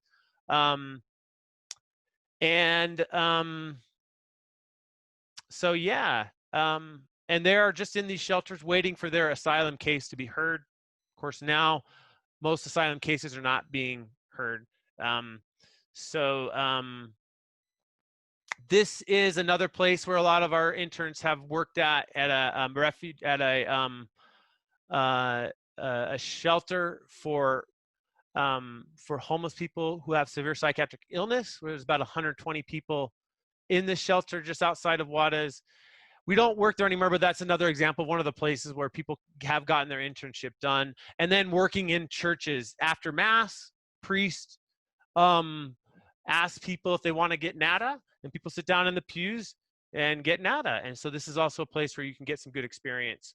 There's our project working with people on the bridge, camping out on the bridge last October 2018. So yeah, and this is the first time we started working with refugees, and our project kind of just grew out of that. So yeah, so I just wanted to share that to get you a little bit of a picture of what's ahead. If you go through our full program and the intern opportunities that we can provide for you here, and there are other opportunities that our partner trainers that we can work together to organize for you in your area. So yeah, that is all the material I had to cover today. What questions do you all have? And I'm happy to stick around after to clarify anything that wasn't clear, so you get some face-to-face time with me. If you need to go, if you have some in-depth questions, if you're feeling lost about this whole process, my job is to be with you and hold your hand all the way up until you get your certificate of completion as an acupuncture detoxification specialist, and to help support you in your area and going through whatever licensing requirements you got to do there. It's a very long process. It's definitely a marathon, not a sprint. And it's maybe a little bit longer marathon in the years ahead because of the COVID-19 and how that might impact face-to-face trainings. But what questions do you all have for me? Go ahead and just unmute yourself and chime in. I have a question about how the COVID-19 is affecting the face-to-face training. Yeah, so right now there's no face-to-face trainings that are being offered through any NADA trainers. And so we're piloting these online trainings so you can get a portion of it done through online, right? The didactic portion. And then at a later date, when we try to figure that out, when it's safe in our localities, our goal is to organize face-to-face trainings there. So yeah, and so remind me again where you're at, Ingrid. In Juarez. Yeah, yeah. So in Juarez, Ingrid. So yeah, you're a little closer to me. It's going to be a little easier for you to, you're really close to where we can complete these. So yeah. Are And you doing treatments to refugees? Is there a lot of COVID amongst the refugees? we don't know that. We do know that that COVID is going up in Juarez, and all of the services that our volunteers are offering are on hold right now. So they're not allowed to offer direct care for the refugees. And we're still, building protocols in order to be able to safely practice here in the United States. So it's definitely a huge challenge, and there's a lot of unknowns. I don't have a crystal ball, but I think yeah. Any other questions anybody has? Hi, just wondering how flexible, I'm assuming it's pretty flexible, but just checking in on that and making sure I have the process sort of straight. So if you did the 4 online modules, is there any kind of time limit on when you can come down and do the rest, or any ideas? You mean well, usually what NADA has done in recent years to really kind of nudge students like you along and is they give you a year to complete your training and your internship. And so I'm, connected to the work group committee that is developing online trainings and trying to kind of evaluate this on an ongoing basis. So we're kind of piloting this, but the NADA office has expressed their commitment to working with students through this time where they're at and offering extensions as needed. So I don't want you to be worried about that part of it. I think what you can do now is just get through this didactic portion, Yeah, and see what happens next. Yeah, and remind me, what profession are you in, Bonnie? I'm a registered acupuncturist in Canada. So great. So so it's and so we can talk about that. I know a few of you are acupuncturists. We can talk about that, because for some acupuncturists, they want to get the information and they don't want to get the full certification. So we can take that offline, and I can maybe even set up a time. We can have some face-to-face, talk about, hear what your goals are, right? And then we can work on like, yes, I'm here to help you kind of guide you through this process, so you know what the best thing might be to do. Does that make sense?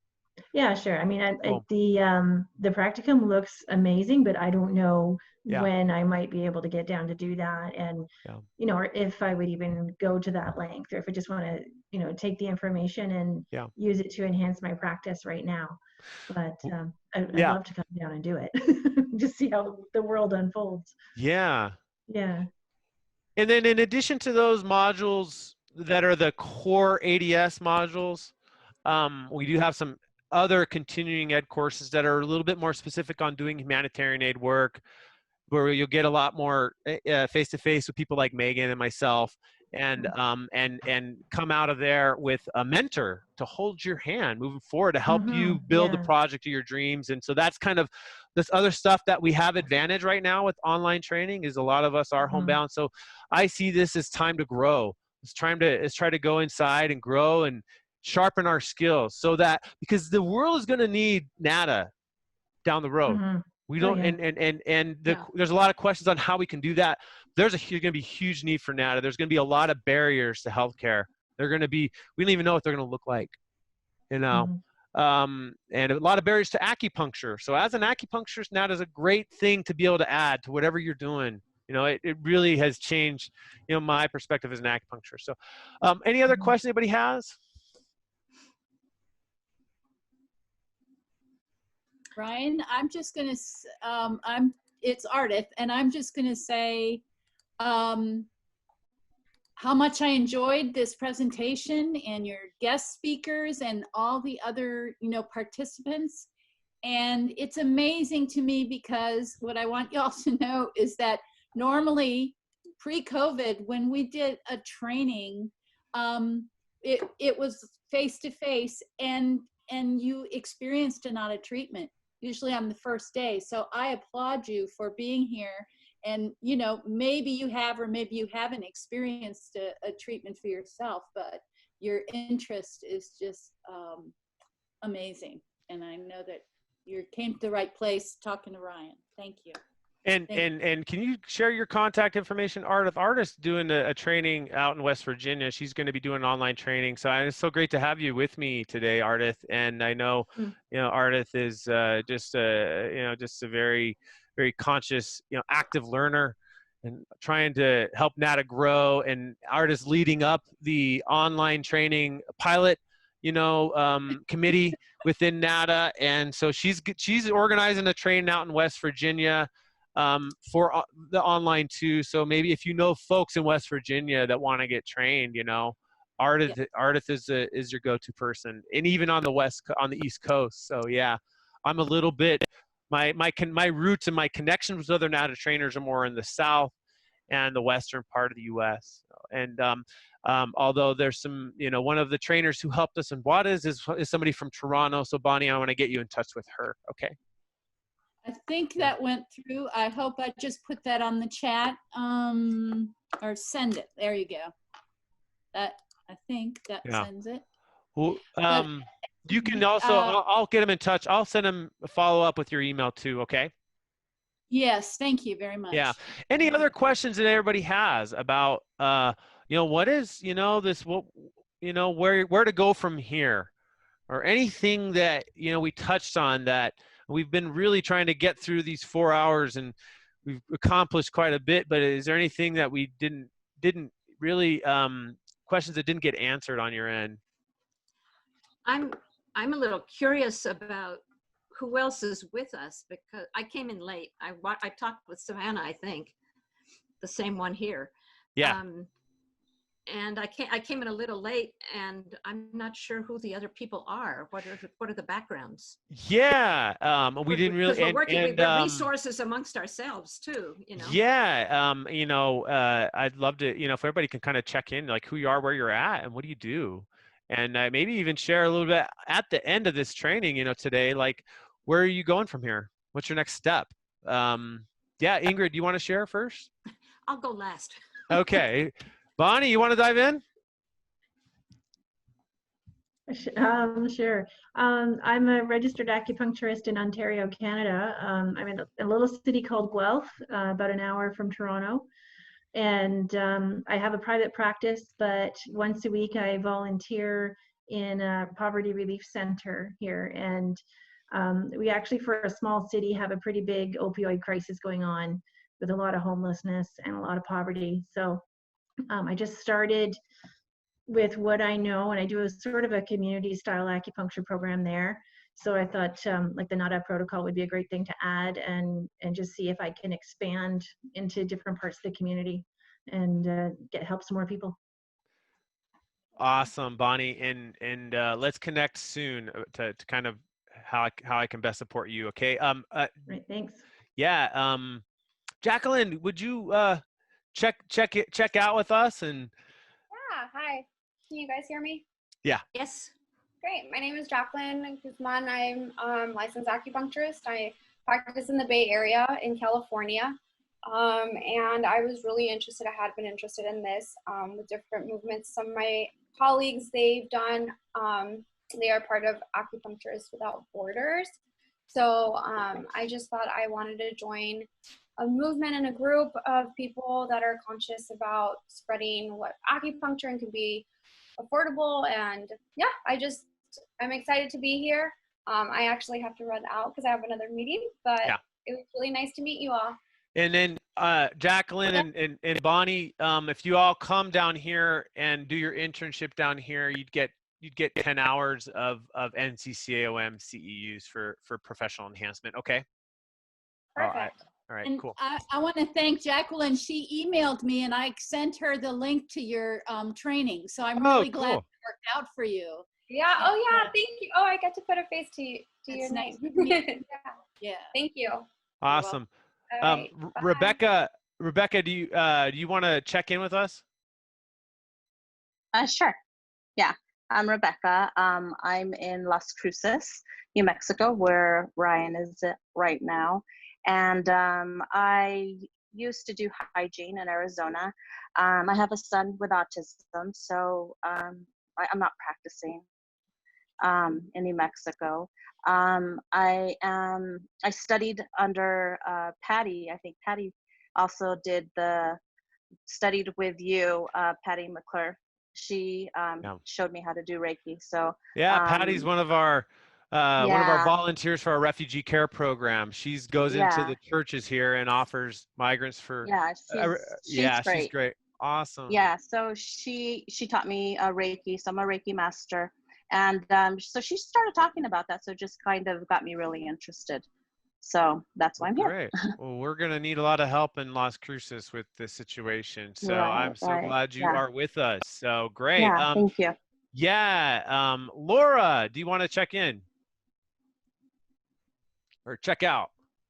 I'm going to check here. And hi, everybody. I'm Laura. I'm Laura. And I am on the board of Crossroads Acupuncture. And I have been there since the beginning. And it is so great to be in the larger community, in the world community, to see, because I hear what you're doing and I see our goals and visions. And so it's good to connect with people and hear stories. Thank you for including me today. I won't probably take the entire course, but I might come in just to listen to what's happening if I can. Thank you. Cool. Yeah, we've got a little bit of a small group today. You know, we had a larger group, but they decided they wanted to wait until August at the last minute. So, but it's been great to have a nice little group. Kata, do you want to check in?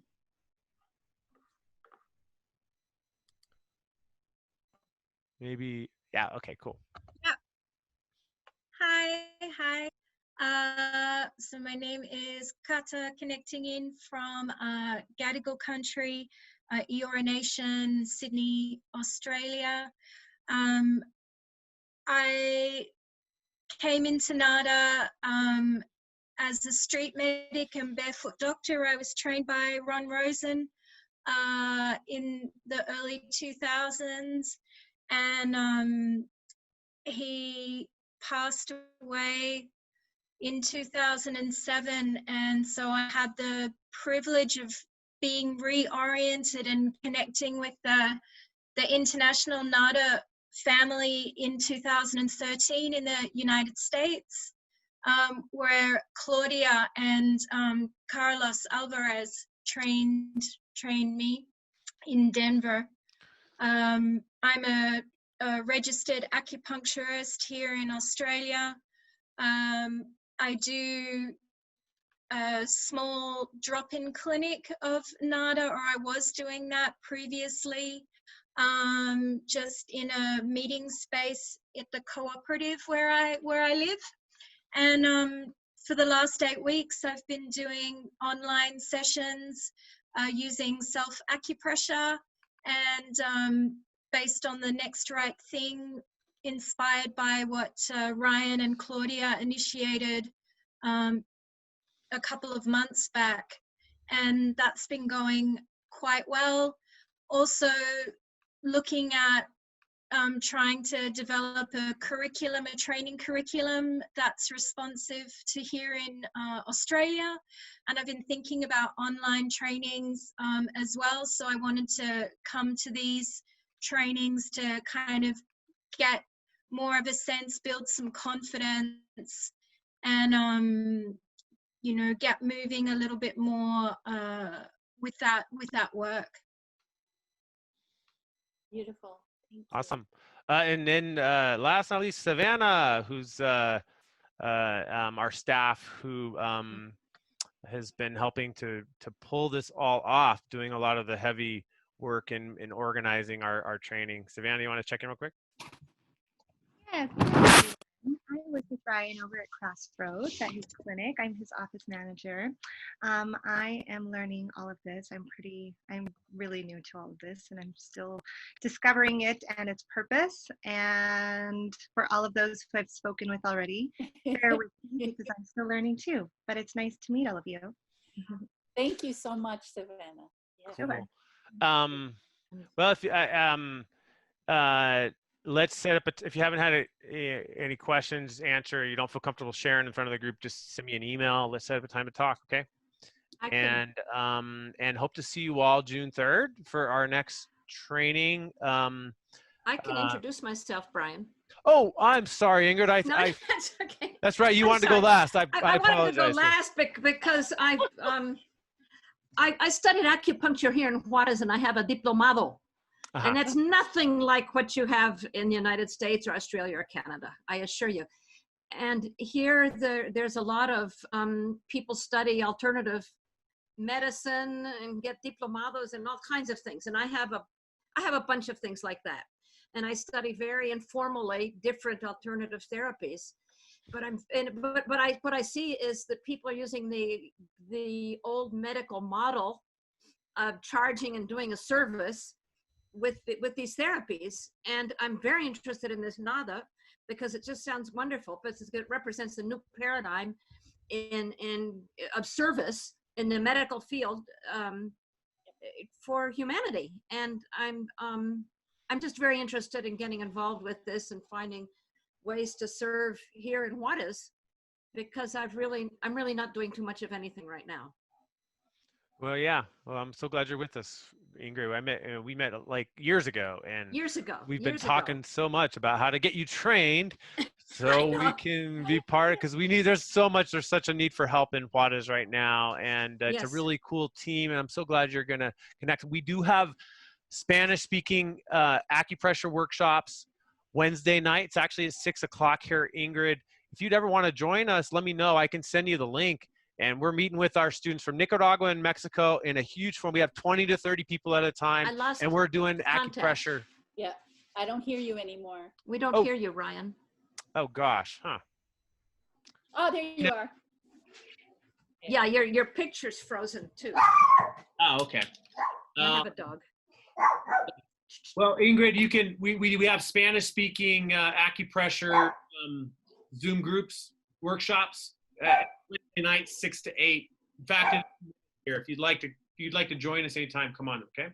I would love to. I would love to. I'm going to send you some information on that, okay? Okay, thank you. Great. And if there's any other Spanish speakers that want to join free acupressure workshops, let us know, okay? We do have some Spanish speaking AcuDetox trainings coming up too. So yeah. Okay. Cool. Sounds great. Thanks so much, everybody. Thank you, Ryan. Thank you. Thank you so much. Thank you for your dedication and enthusiasm in presenting it. I do appreciate it. Well, I love it. I love work. I love teaching, and I love NADA. So it's great to be able to share it with some new people. However this helps you in the world, that's my goal. So, we got shows, Ryan. It shows. Okay, we got somebody else here that other person. Meme. Hi. Do you want to share Meme? Hello. Can you hear me? Yeah. Yes. Okay. Hello, I'm Mim. I live near Kata, actually. I'm going to be studying traditional Chinese medicine next year at uni because of its profound impact that it's had on myself over the last few years. I was fortunate enough to participate in Kata's ongoing sessions where they live at their co-op housing. They've been running these amazing, very accessible NADA sessions there that I've been participating in for about, 9 months on and off. And it's just been absolutely profound for me.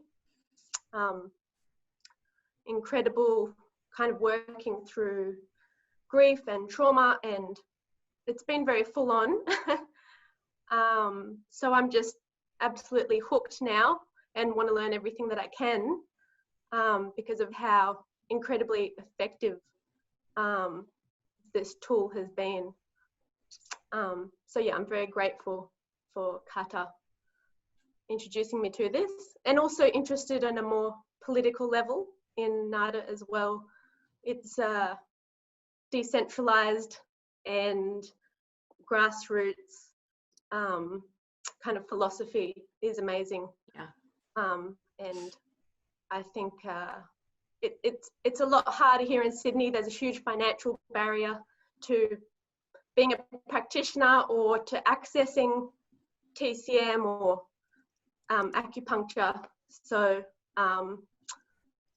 learning about this practice and dreaming about being able to implement it on a smaller, more community-based scale in the future is very inspiring. So thank you for this Zoom sessions. I look forward to coming along to all of them. Awesome, cool. And then one, you mentioned the political end of this. A more politically oriented, social justice oriented workshop that we got coming up is a free one on June 2nd. And anybody's welcome to come. It's on liberation acupuncture. Yeah. It'll be an hour and a half long. So please spread the word. It'll be an acupuncture school is organizing this. So, but anybody's welcome. And I just sent the link to you, okay? Thanks so much, everybody. We'll be in touch. Thank you. Thank you. Bye.